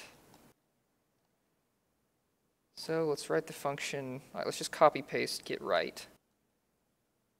I'll delete all these functions after it works, if it works. I didn't get it. Come here, you. Okay. Just get connected offset. So, int, text, mesh info, inner seams, all that. Then int right dir, int up dir.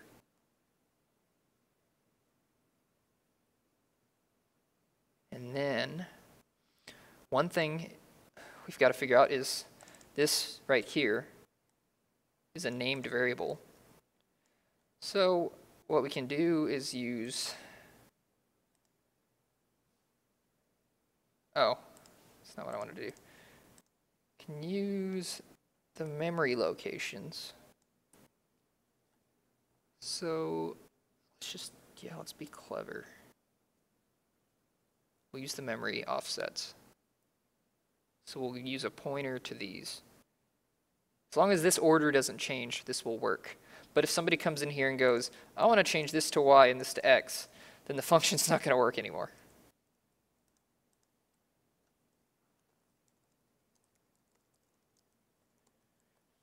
Luckily right now I'm the only one working on it, but Nick and Nathan, or Jesse and Nathan are probably going to start poking around. If they can read my horrible code, I need to keep refactoring. That's why I've been wanting to refactor so much too, is because if there's going to be other programmers in here, they need to be able to know what the hell this code is doing. Okay, right dir, up dir. Then we should pass the offset. We'll do, yeah. Offset. So let's go ahead and say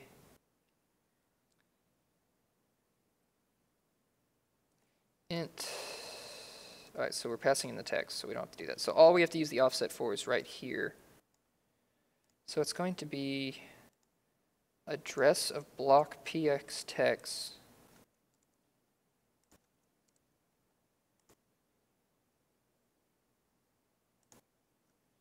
casted to a unsigned char, which is a byte. Oh, we can just say GLU byte. Thank you, OpenGL. To a GLU byte plus offset.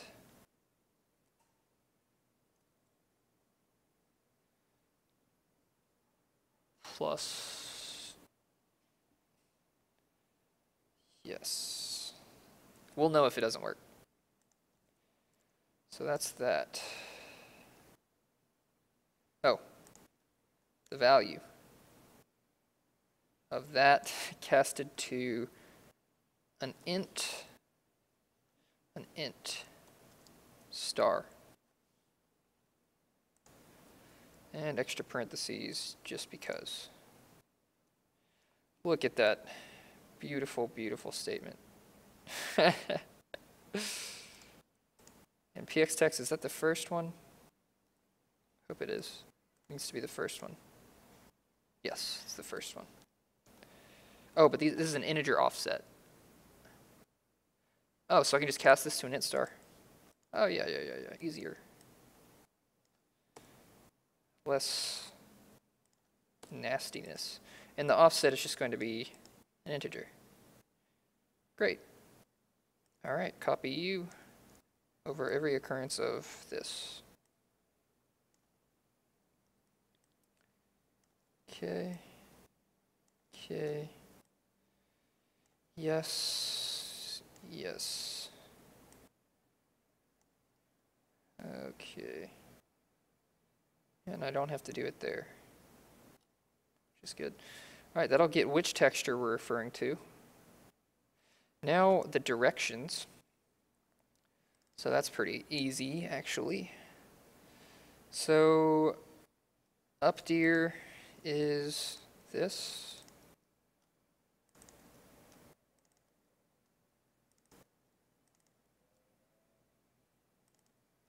Wow, this is easy. Okay, up deer is that. I'm saying it's easy and then it's not going to work. And right deer is this.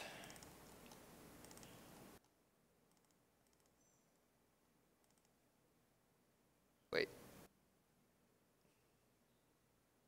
I think I need to reverse the right deers, because with positive x, right deer is actually negative, and we don't want it to be negative. Okay. Now we gotta have a front deer, too. Gotta have a front deer. And let's inline this.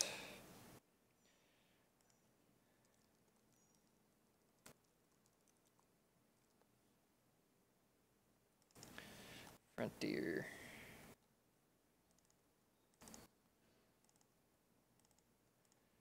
Cool, and any occurrence of right deer needs to be reversed, because with positive x it's actually negative, and we don't want that.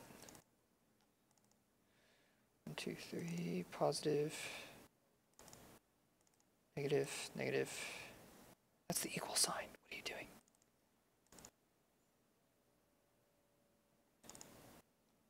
Negative, positive. All right. What?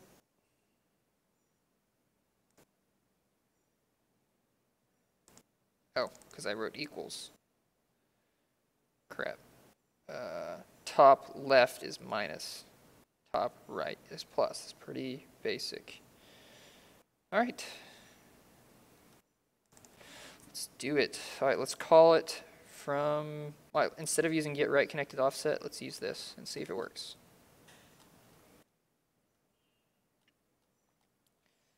All right, x positive. Get, why did I call it get right connected? It should be get connected offset. What a stupid name. There we go. Get connected offset. There.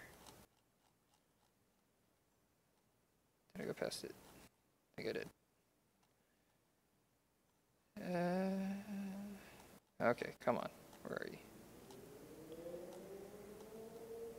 X positive. There it is. All right. So now, comma. So the right direction is negative water width. Up direction is positive water layer. The front direction is 1. The offset is 0. Okay, let's see if it worked. We should get the same exact result that we did before.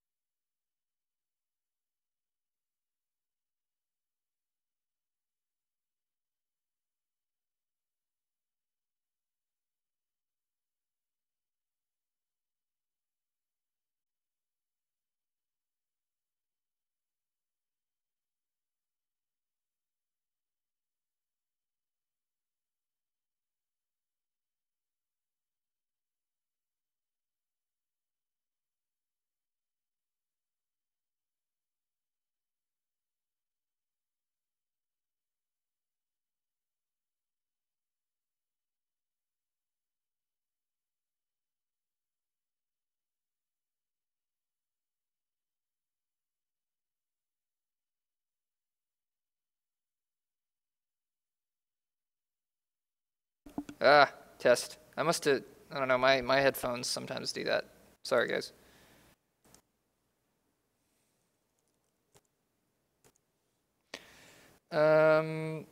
Int in front of the second offset, where you might need to be a bit more descriptive.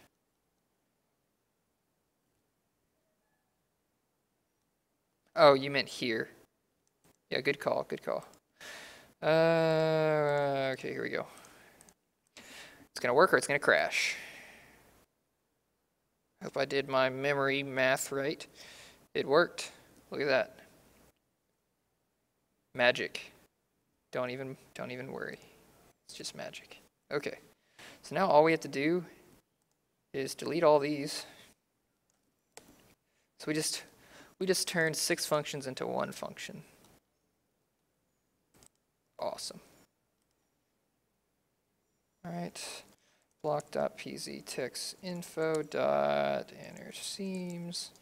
All right, so this is positive z. So right dir is 1, up dir is water layer, front dir is water width, offset is well, first of all, we shouldn't be using px text. We should be using pz text. Pz text. Luckily, that's a bug that doesn't do anything because the textures are all the same right now. At least for this one. That is 2, an offset of 2. So we're gonna be testing now if the offset is working correctly. Because when you add 1, it should add 4 bytes because it's an int star. Okay, nz text should be nz text info, nz text. And that is an offset of 5. Okay, negative z to the right is -1.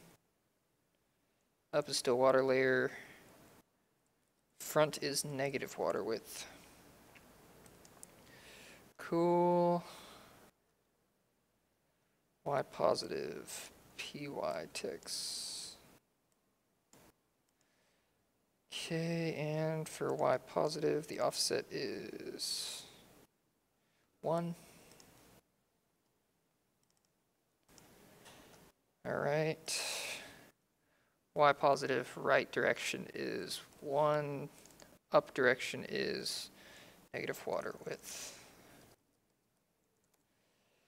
And front direction is water layer. Don't bother worrying about what this means. All right. This is NY.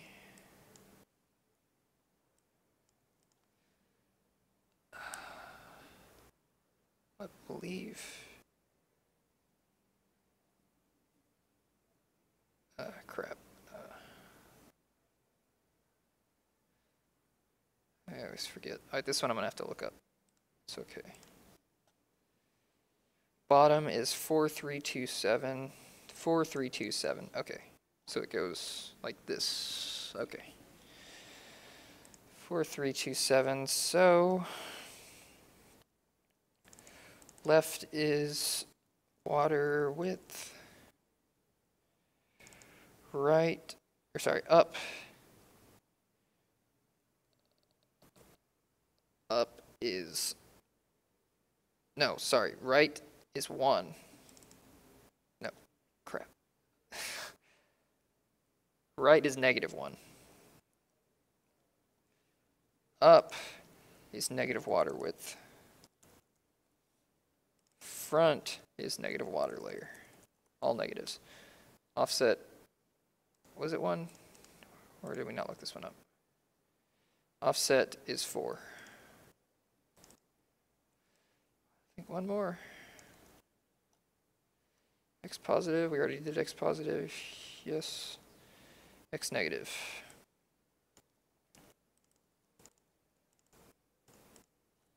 And X text, that one to the right is water width.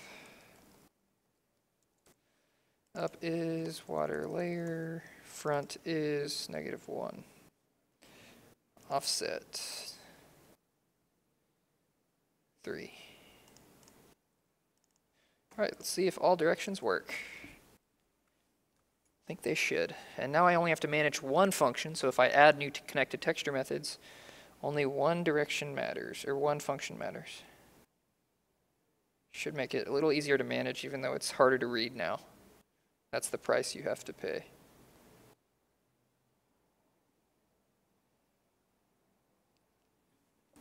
Alright. What time is it for? It's been 2 hours. I'm still going strong. Kind of want to get a cookie or something. Oh, beef jerky.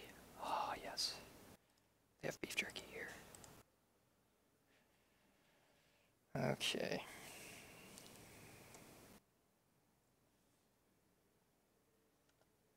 Looks to be working. Nice. Let's make sure all directions are working. That looks pretty correct. There we go, and bottom. It's so weird because the glass is fully transparent instead of partially transparent. In the future, I want to make it partially transparent because it's, you can't like see the panes of glass. See, there's another glass, thornmite glass. This one's very interesting looking. I didn't show this one in the stream.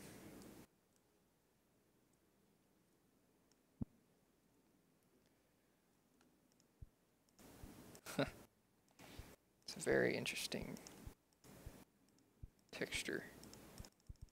But it would just look so much better with not fully transparent glass. Because when you look at this, you don't think, oh, this is a giant cube of glass. It doesn't appear that way. It looks like just a big empty space, and then you try to walk into it and you can't. It's like a fly on a windshield or whatever. Alright, so let's do some more connected texture methods. But first, let's blow this up.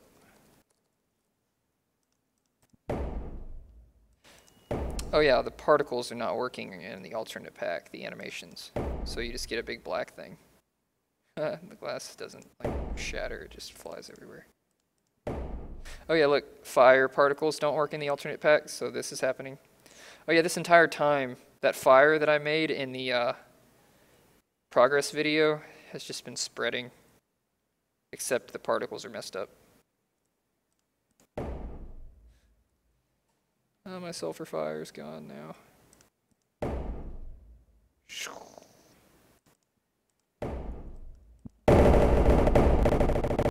Beautiful. Pre-alpha, yay! I like these textures. The plating textures, I think they look so cool. So awesome. Let's see if, is brick inner seams? Let's see, bricks. What's the self-occlusion look like? Yeah.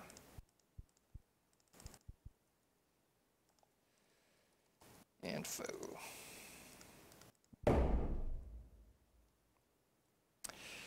Well, anyways, it's kind of funny, like when you break bricks, they just like repair into a new shape, whatever. All right, what's next? Deallocate. The wood method, or the single strip. Let's see, let's open up a text file for wood. These wooden planks, coniferous side texture. Weights. Okay, yeah, this one's going to be more complicated. It's going to be a completely new method altogether. Okay. So this is random. Well, I need to go to the bathroom. So what should I do? While I'm gone, something interesting. Let's, I don't know, I'll just run some physics. Nature calls. And I totally want to get some Concept art. Nice. Cubicle is so awesome. All right. What was I doing? Oh yeah, I was going to show y'all something.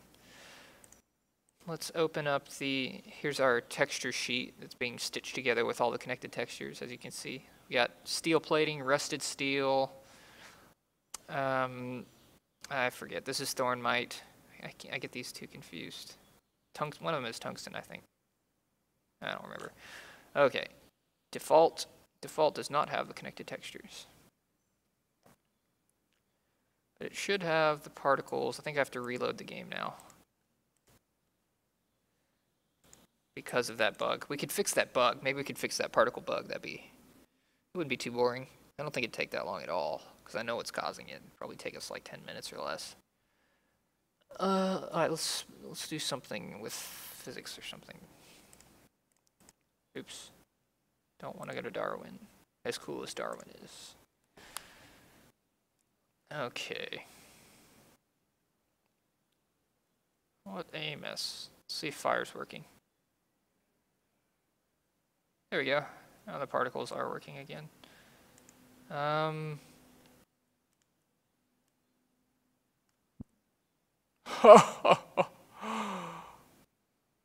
Whoa.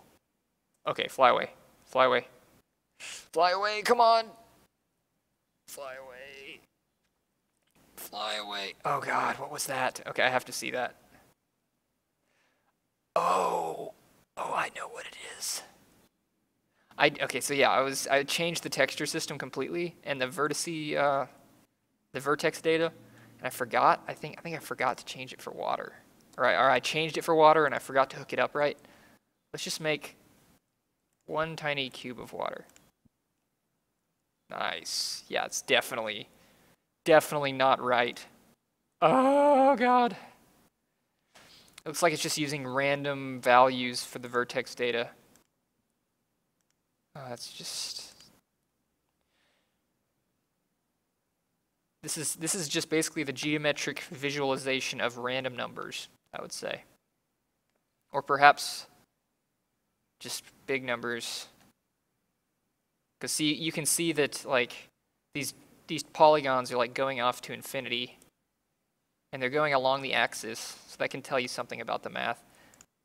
That's so cool. All right, fly away. Well, I can't show you that. So I'll just make some sand tumble down the mountain. Something. Sand should work.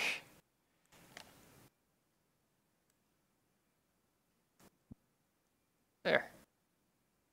You can just watch this mess. I'll be right back.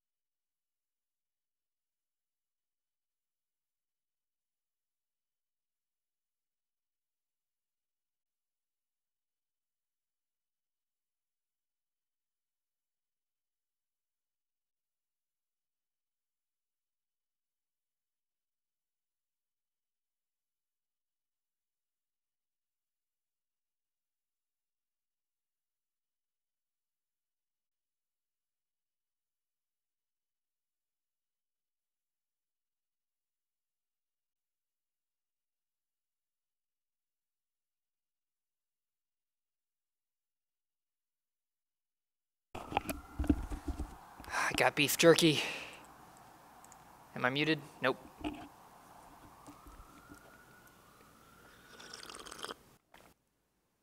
All right.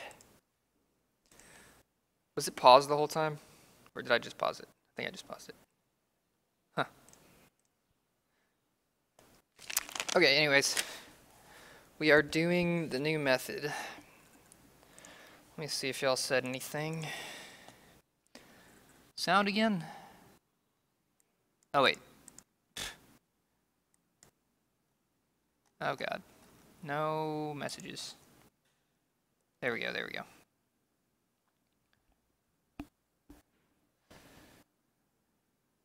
Yeah, animated blocks need to happen soon, but I don't have anything to really test it with, and how long would that take?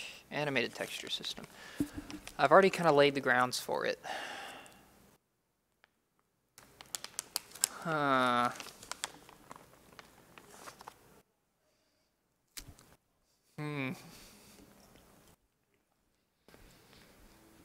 Okay, let me read these. Maybe I'll try that.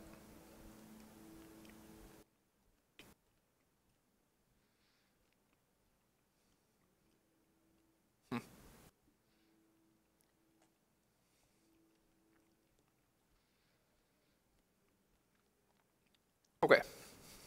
Sorry, I must have beef jerky. I need sustenance if I'm going to program. Well, maybe I'll play around with animated textures. Maybe we can prototype something. First, let's do the random texture thing.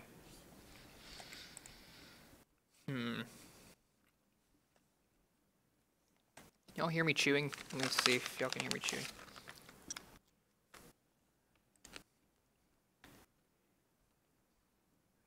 I don't think so. That'd be awkward if you could. Okay. Where were we?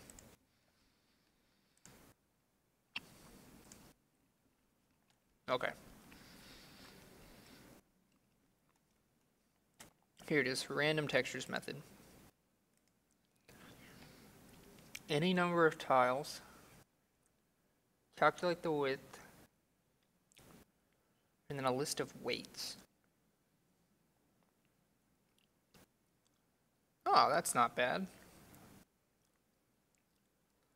That should be easy. Why horizontal? I guess they always tile.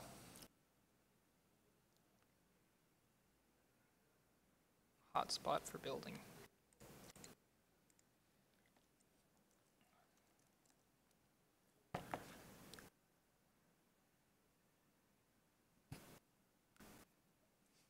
Okay,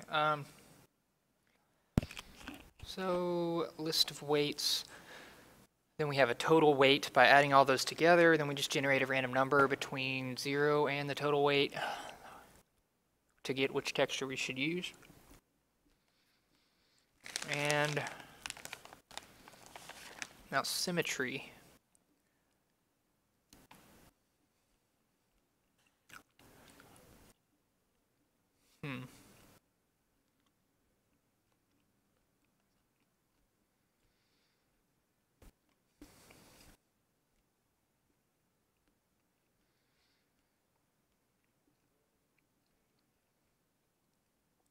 It's the exact same texture.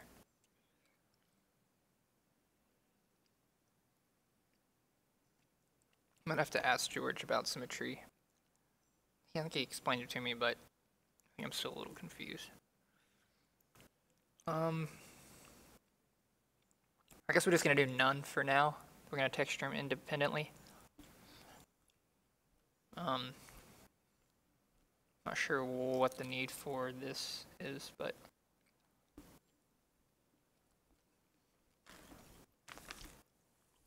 okay.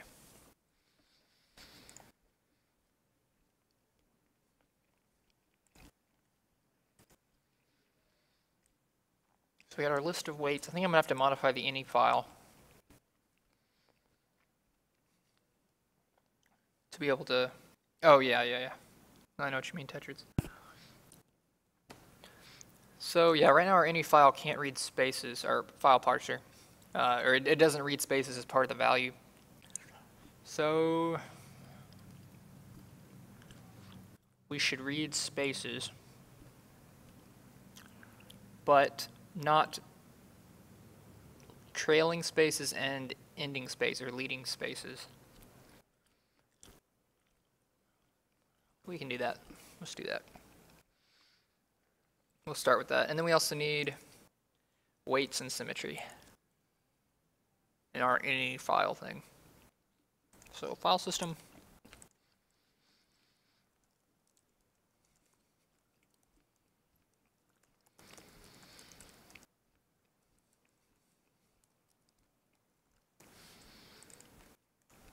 Okay.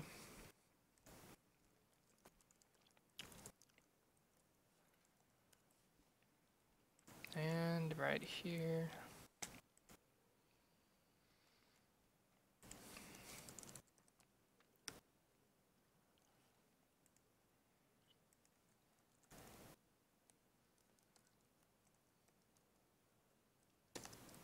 Any map. Symmetry.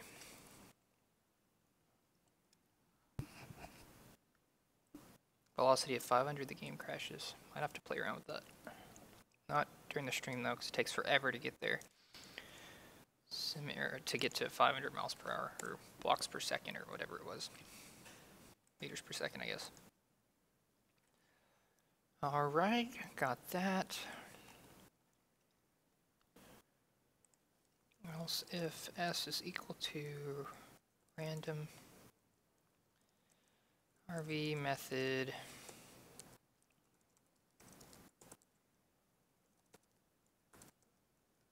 random. Alright, so that's 2 methods down. Okay, weights. Get stir. I think the easiest way is going to be to use a string stream. I hate string streams. I don't know why, I just hate using them. Instead, we could just parse it ourselves, just use a for loop. But first, let's modify the any file loader so that it can handle values that have multiple fields that aren't separated by commas. Okay.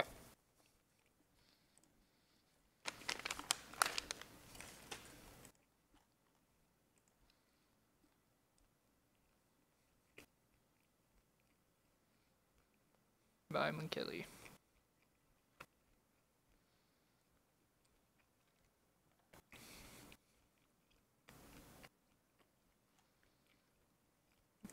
Okay. Load any file, where are you?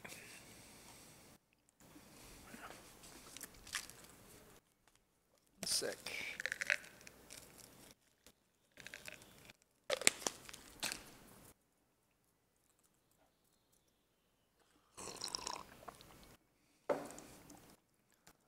Any file.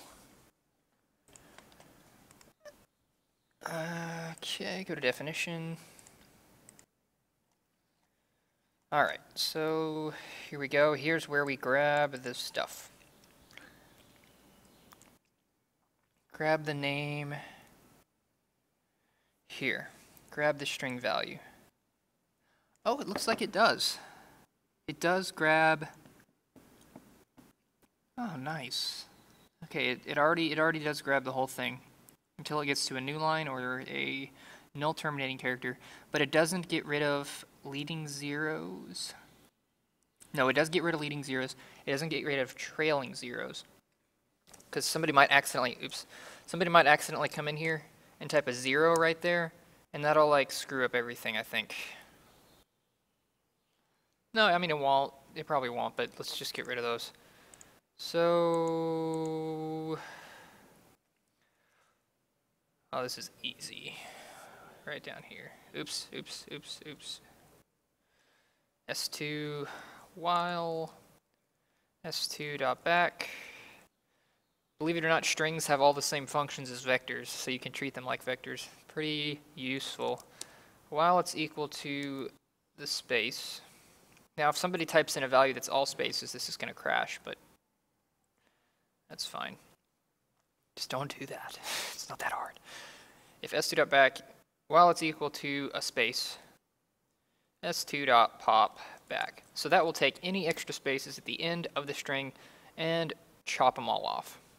That's what we want. So now all we have to do is, yeah, I didn't think we should just use a string stream. I hate string streams. God. Can't use scanf because, can we actually use scanf? Probably can. Screw it.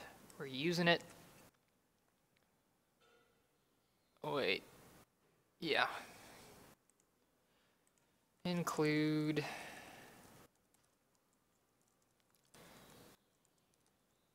I have to remember how to use them. It's been forever.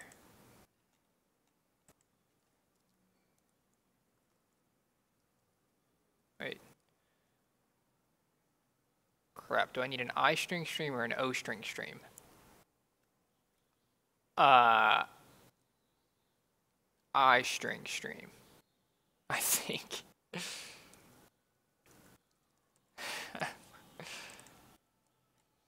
All right.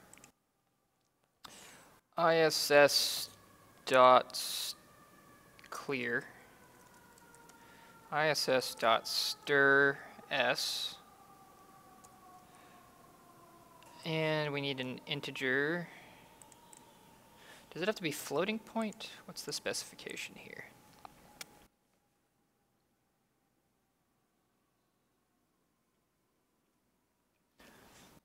I'm going to assume integers. That's how he's using it, integers. Int, wait. Int I. No, we already have int I. Wait. While ISS, wait. Is that correct? Yes, I think I string stream was the correct choice. While ISS wait, we're going to say rv.waits.push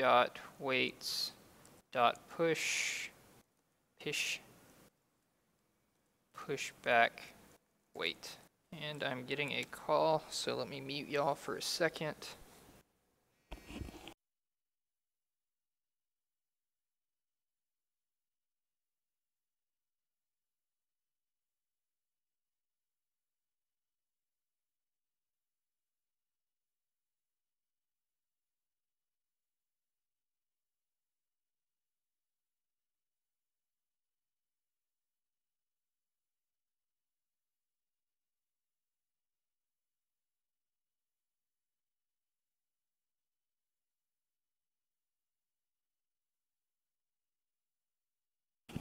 Okay, do we still have audio? Yes.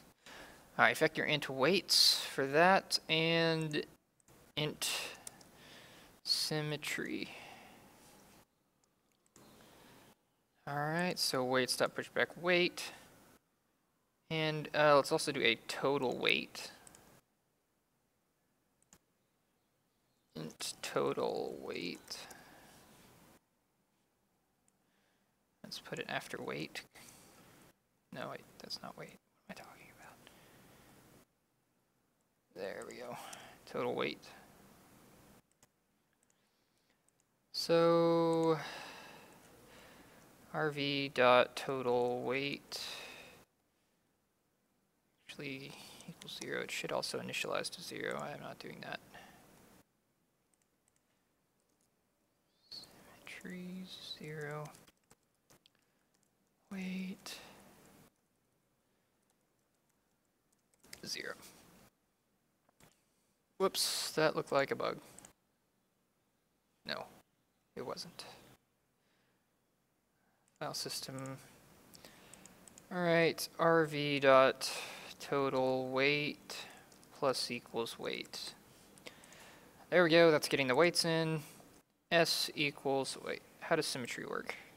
Symmetry, okay, S equals any val get stir if s is equal to, what are the other ones? Opposite or all. Opposite, then something else if s is equal to all, else for anything else. So RV symmetry equals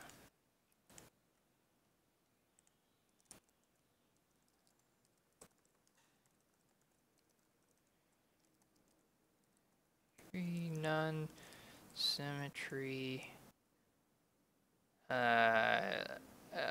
opposite symmetry all.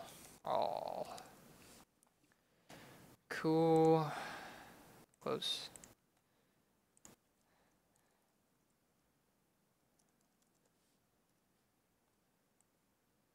Easy stuff. And symmetry all, symmetry none. Alright, so there's that. We've got the weights.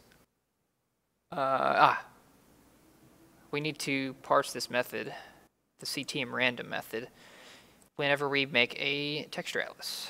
So, and I need to rewrite this atlas code eventually. Do I not have it open? I thought I had blockdata.cpp open. Ah, yes, I'm just blind. All right, here we are.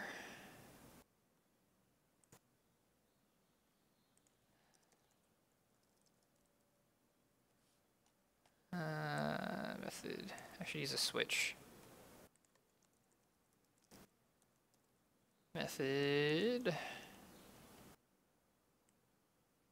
Case 1. Break. Case. Actually. CTM connected. Case CTM. Random. Break. Default.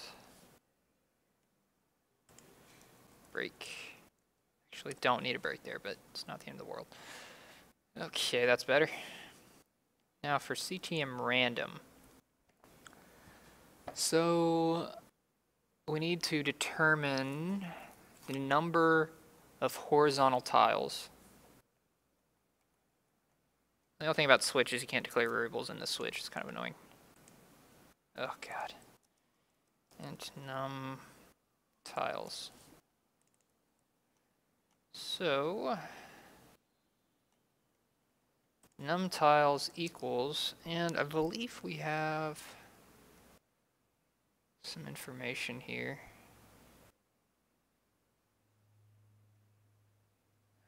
Somewhere.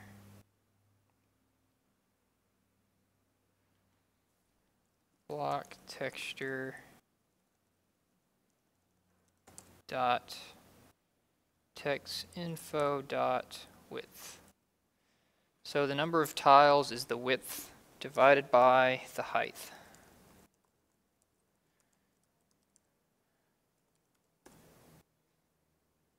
All right. So that's how many tiles we have.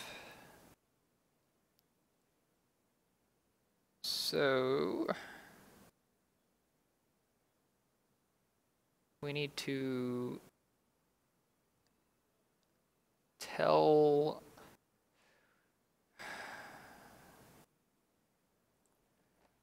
that to the block, don't we? I think we do.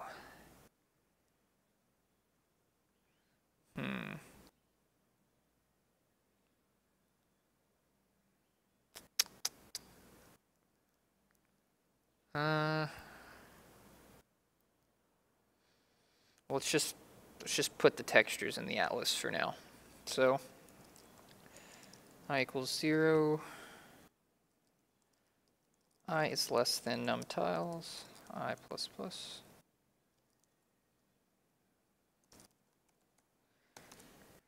So steal this and steal this code that should be modular, but it's not.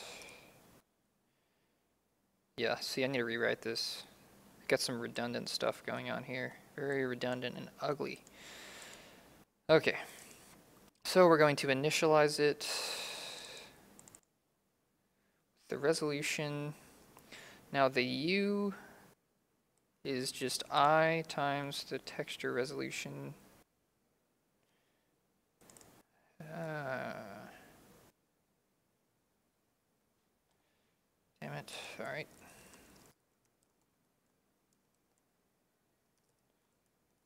Res V.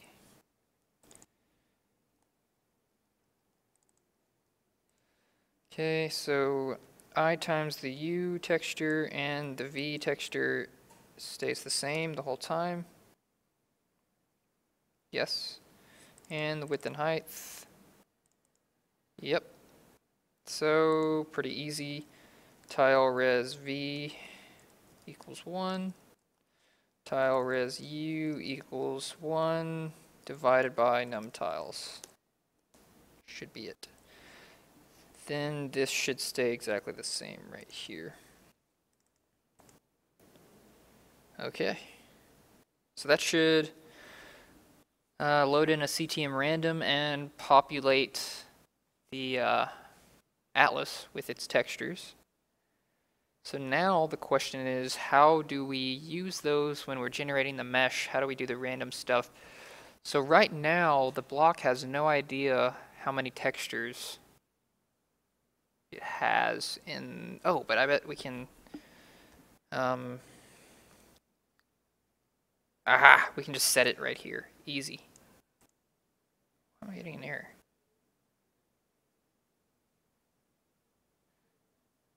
Oh, it's not text res, it's tile res. Did I do that all down here? No, I didn't. Okay. So we just take this.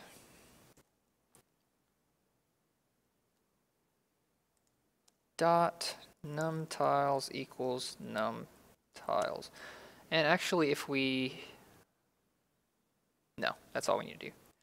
Okay. Wait. What happens if weights is not the same size as num tiles?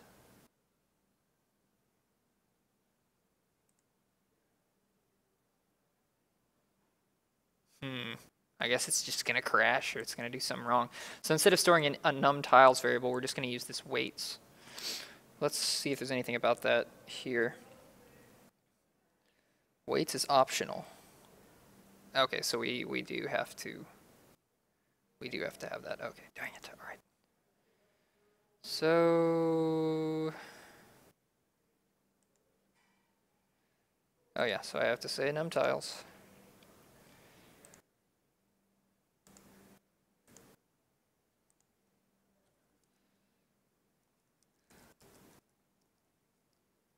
Num tiles. And num tiles equals 0. And then finally, if we have no weights, we initialize it to a bunch of zeros. Or we could just do that check in save RAM by doing that check later. Decisions. Because if we're just pushing back a bunch of ones, it's pretty obvious that all of them are... We could just leave it empty and then assume whenever it's empty that we have equal chance. That's an extra if statement. And one less lookup. So let's just do it later. Okay, so it'll just be empty. All right, that's that. We're assuming this works for now. We'll find out later if it doesn't. Now we just need to do stuff with it. Chunk measure. Let's start with just X positive, or Y positive, the top face.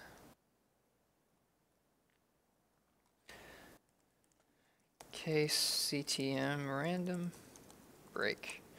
So if it's a random connected texture,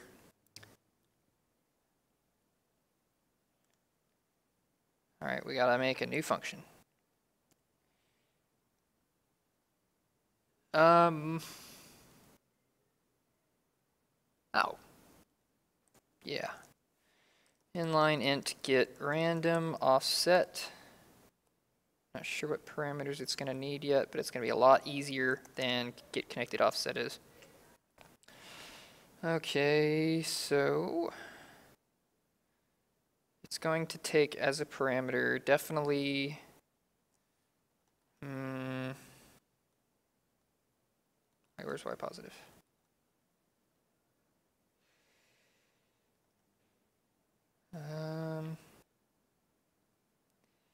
I guess the text info. Yeah. Yeah. Block text info BTI. Now let's be better. Block text info. Okay.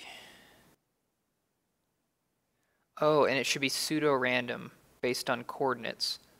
Otherwise, yeah, otherwise it's going to be different every time we do it, and that's not what we want.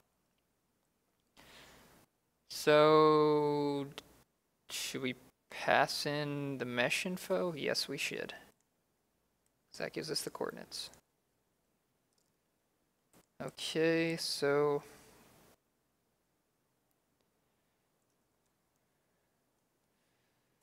pseudo-rand, what does it return me? Number between -1 and 1.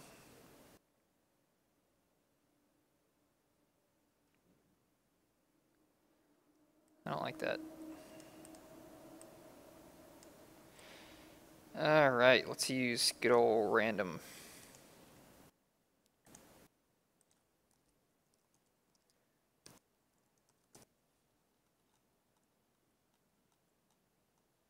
I need to actually switch to the new random number generator. I've been using the old random number generator, which is not as good. So instead we're going to... Oh no, we have to seed the random number. I can't pass in a...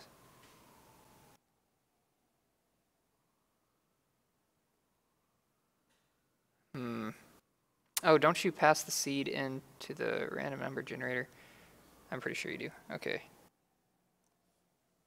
I gotta Google something, because I know I made a tutorial about this, but I haven't used it since then. Random C++. No, not rand.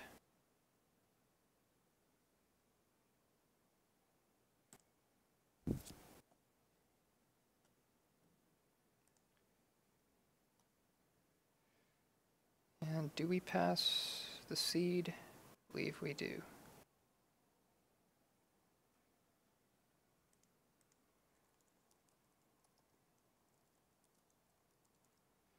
I wonder what the cost is for initializing this versus just using my pseudo-rand.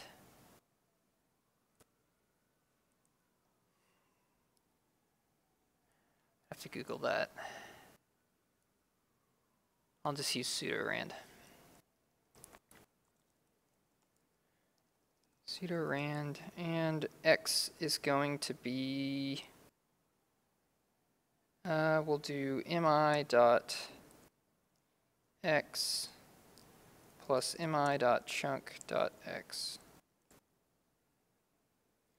And for Z, we'll do mi.z plus mi.chunk z minus mi.y minus mi.chunk y.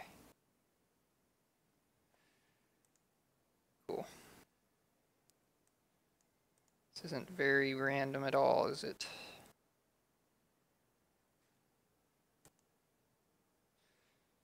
That's fine. Okay, so float R equals that plus 1.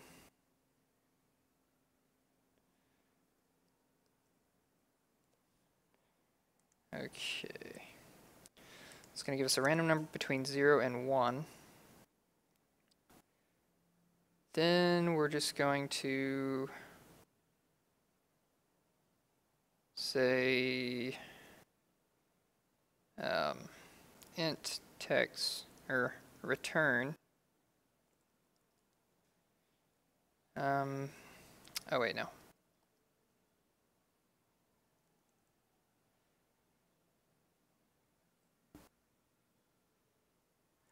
That's right. I don't want to have to iterate, but I think we're going to have to iterate.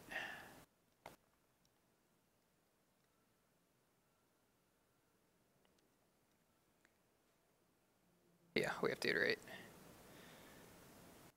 So that times block text info dot total weight. Okay, good. For int I equals 0, I is less than mi dot, sorry, block text info dot num tiles. And this is, of course, if block text info dot weights dot size. Else we just assume it's a 1 for all of them. Okay, I++. So we're looping through each tile. If block text info dot weights I plus total weight is less than, oh wait, is greater than or equal to R.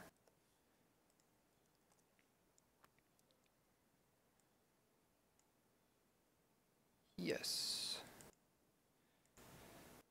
Floats total weight equals 0. Actually, we'll just do this. Total weight plus equals weight psi. R is less than or equal to total weight. Perfect. All right. Then we just return I. Beautiful. Else,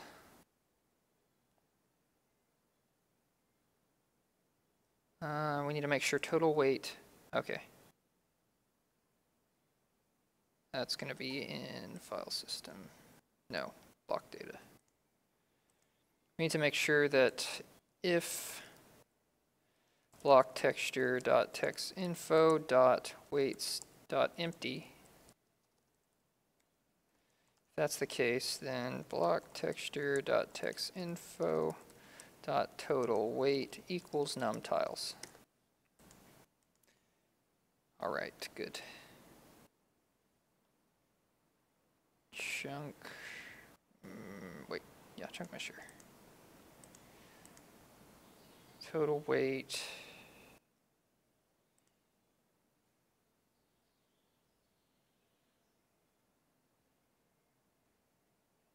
Okay.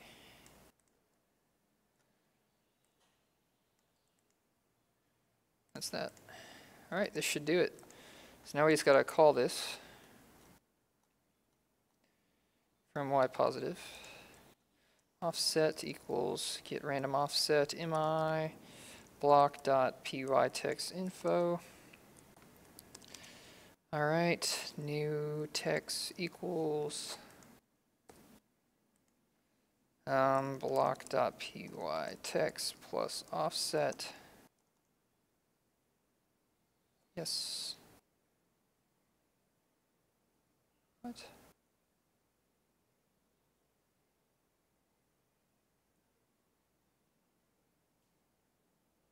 Oh.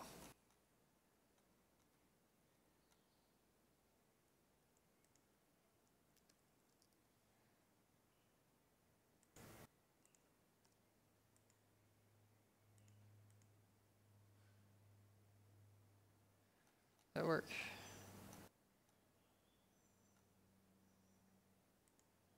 Yep. And we just make face with that. Alright, that should do it if everything went correctly. We just wrote a whole lot of code without testing anything, so maybe it'll crash, maybe it'll work, maybe it won't work. Here we go. This is just for the Y direction. Good night, guys. Yep, I know it's late, where all y'all Europeans are.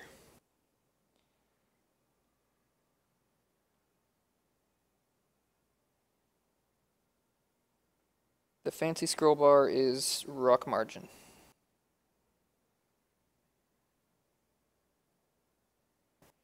Good job, ADG.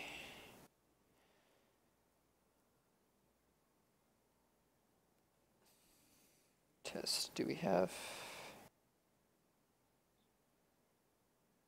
Sometimes it doesn't send more messages. Test, okay. Still building, changed a lot of code.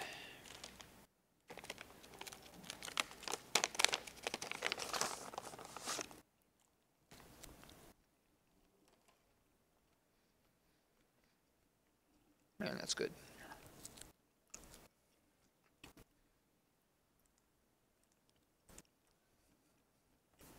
Well, it didn't crash.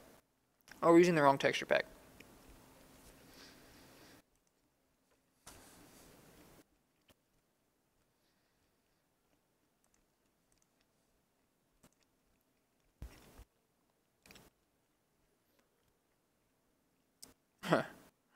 Divide by 0. Height is 0? Whoa, what?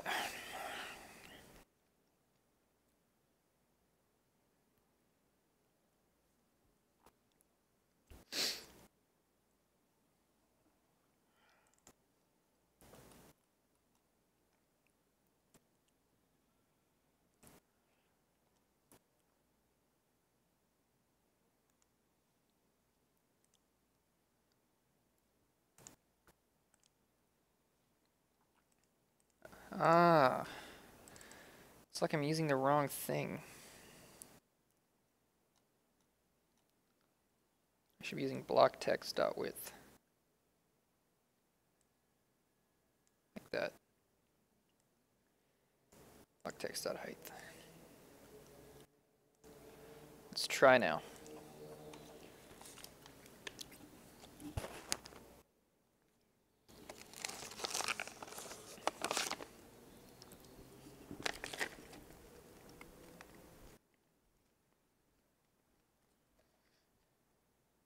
Only 280 calories. I'm trying to gain weight. I need more calories. I should just eat burgers all the time or something. It's really hard for me to gain weight. Okay.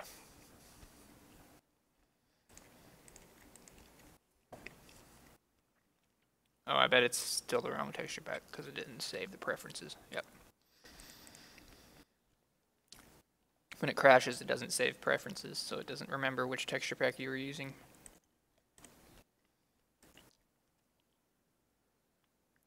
Yeah, it didn't crash. And is that... Oh, look. It looks like it loaded the wood in, right? Let's see if it does that method correctly. Okay.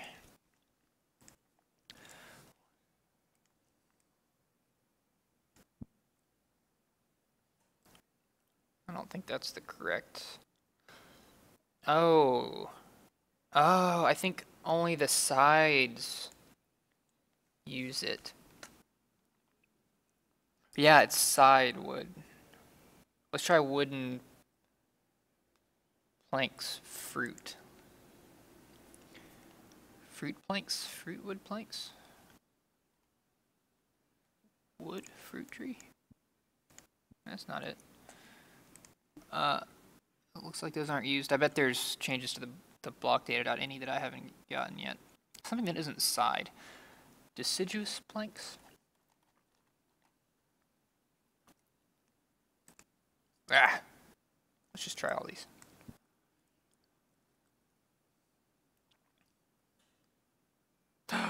Look, it worked. Take a look at the textures. They're random. So we've got like 3 little lines here, then 3 lines, but there's one's a little further over. Here we only have like 1 line. Yeah, it's totally random. First try. So proud of that. Okay, so now we just have to do all the other directions, which actually should be really easy. So here's what it looks like, because this one uses the same textures for all sides. Here's the difference. Here's without random. You know, it's just pretty uniform. Here's with random. As you can see, the lines break it up and make it cool. Nice. All right, so okay, I have to copy this. I need to functionalize this because this is a lot of copy pasting. Not this part. Sorry, chunk mesher. Gotta copy in add face or whatever. But I don't know if I can make it functions because there's a lot of unique stuff happening. This isn't chunk mesher, that's chunk manager. There's a lot of unique stuff happening for each face, so I don't think I can easily just do functions for that. Like, I think I'm just gonna have to copy paste this for all of them. It'll be an ugly function, but you know, whatever, it's fine. So we just copy that and just, oops. Copy that and change this to NZ. Cool. Okay, so we still don't have that symmetry thing, because I'm not quite sure exactly what symmetry does. I think I know, because George did explain it to me, but I just want to ask him again and make sure I'm not, because it's been a while since we talked about it. This one is PZ, and then we just copy paste this because it's exactly the same. There's gotta be a better way to do this. All right, copy. All right, so that's Z positive, Z negative, Y positive, Y negative, copy U, and this, okay, X positive, copy U right there, and this is PX. And finally, X negative. Copy,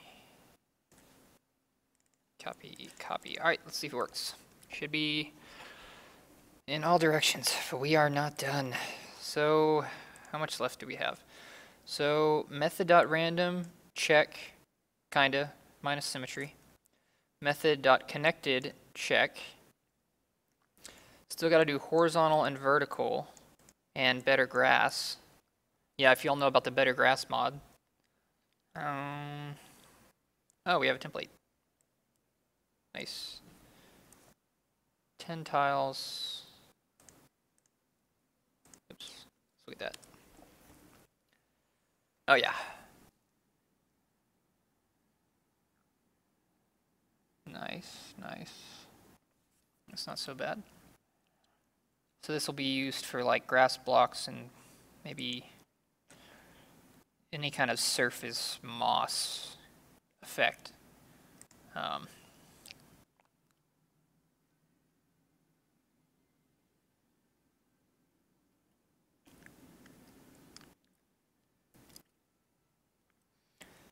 But the top texture of the respective block is used as tile 9. Oh, tile 9. Oh, yeah. I know what that means. Okay. Load. Let's see, it's been 3 hours. I feel like this is probably a good time to end the stream. What do y'all think?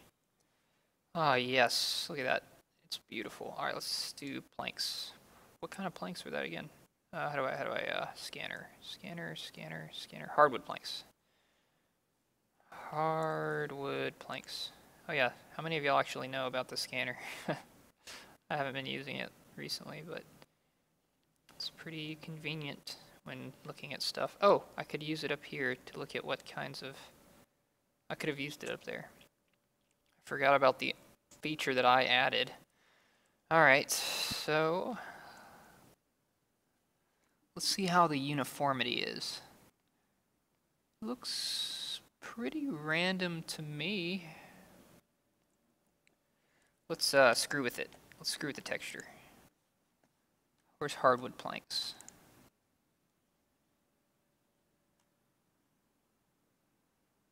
Where is hardwood planks? Is that what wooden planks deciduous are?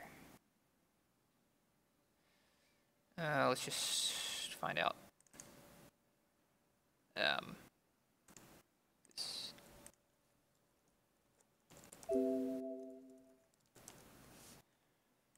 Hardwood planks is planks deciduous. Yes. Okay. Okay, back to textures. Back. Wooden planks deciduous. Open with GIMP. I'm just gonna like draw stuff all over it so we can see how the behavior is. Make sure we're getting all possible textures. I'm just gonna like draw dots of color on it. Okay, view, show grid, configure grid, 32 I believe, yes. Alright, now I just need random color. Black, cyan, whoops, cyan, orange, yellow, green, and purple-y, magenta,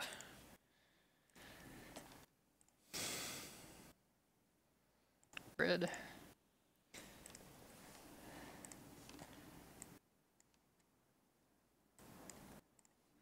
that, peach, another weird purple color,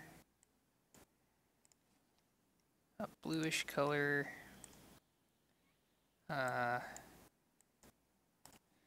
dark violety blue, and bright green. Looks dangerously close to that one, but I guess that's okay. And then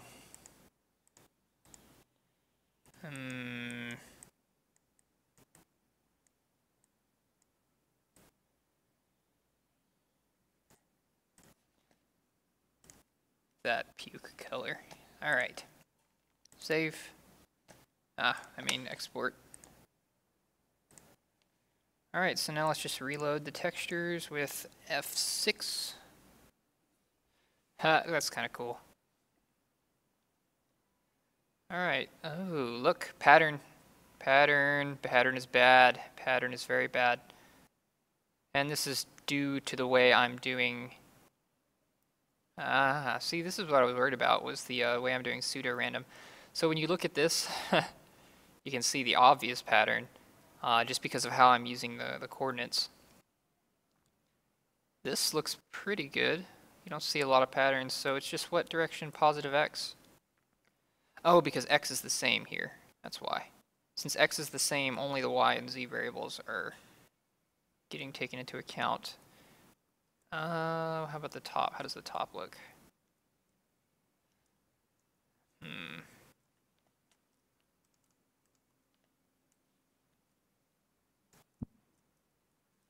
Oh god, so bad.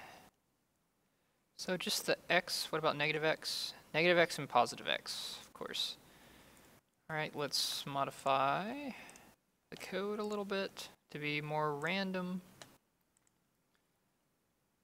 So, here we go, get random offset. Okay, so here's our issue. This is always the same. Minus this times 2 plus mi dot y. How about that? It should break things up a little bit. And also, let's just get all three variables in each one. Minus mi dot x.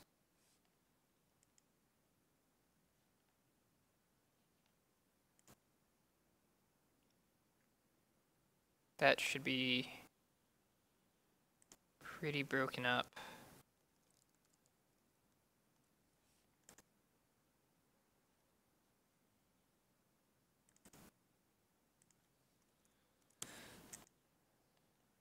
All right, let's roll with that.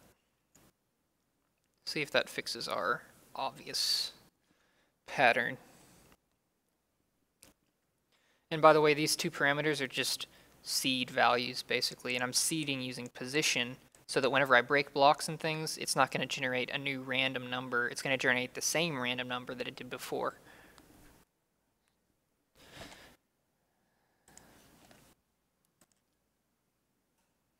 Oh, cool. Yeah, y'all are talking about the games.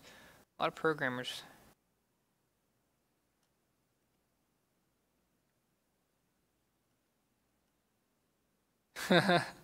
Sebastian, give me some of your weight. That's a bad way to do random. You should use proper random hash, like murmur hash 3. Let's see.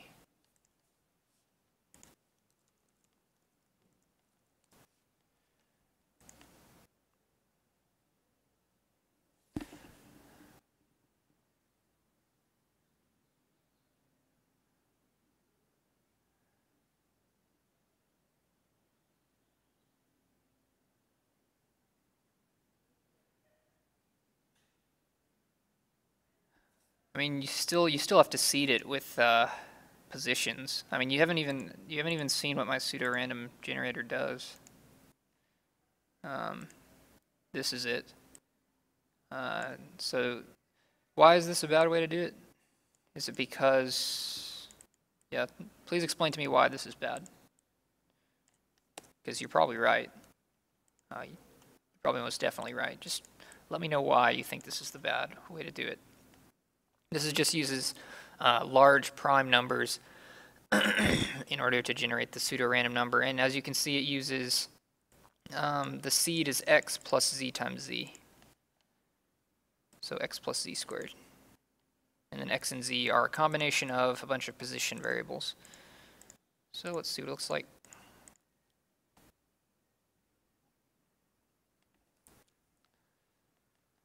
There we go. Now it's tiling in the z direction. But we fixed it in the x direction. It's kind of funny. Why is it tiling in the z direction? Because...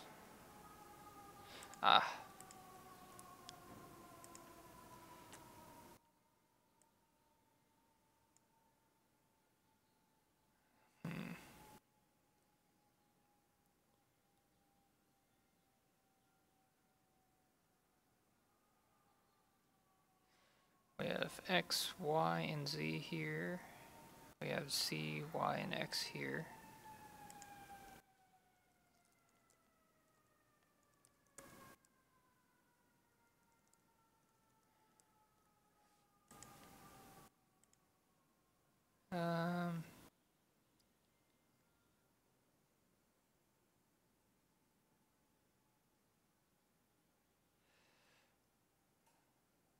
Let's just use, yeah, this is a pain. Let's just use the absolute coordinates.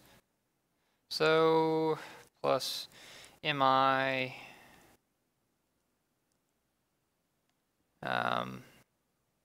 no. Yeah.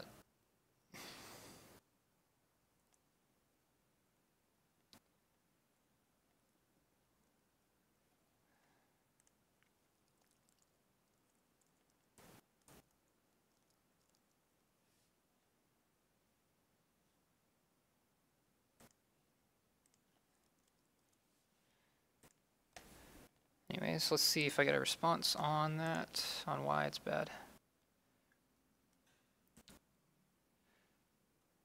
Murmur hash. True.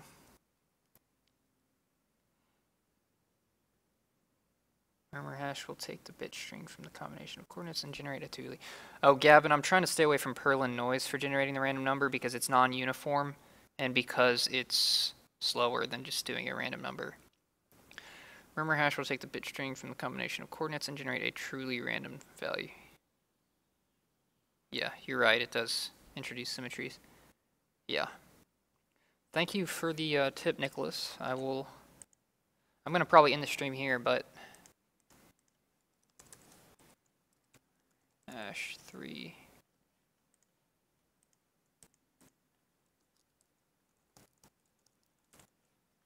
instead of bit strings. All right.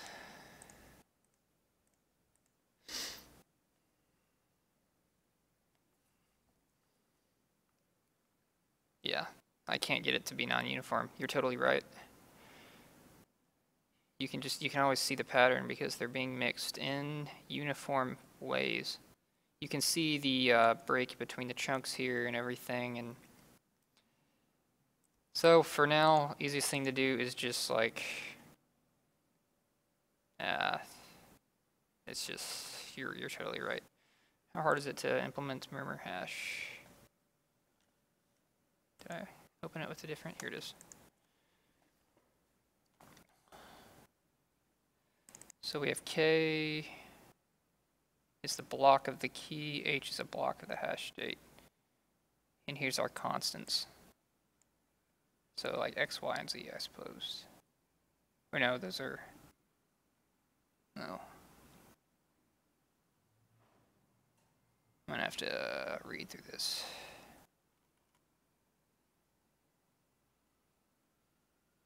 This is stale.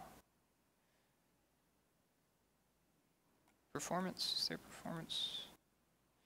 Speed test. Murmur hash is the slowest, but the,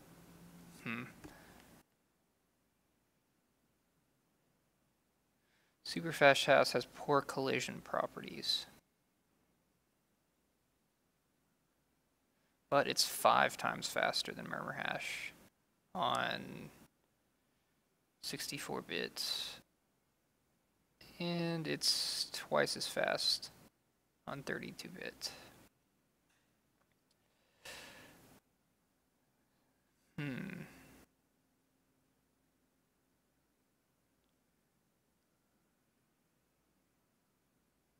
Oh wait, that's megabytes per second.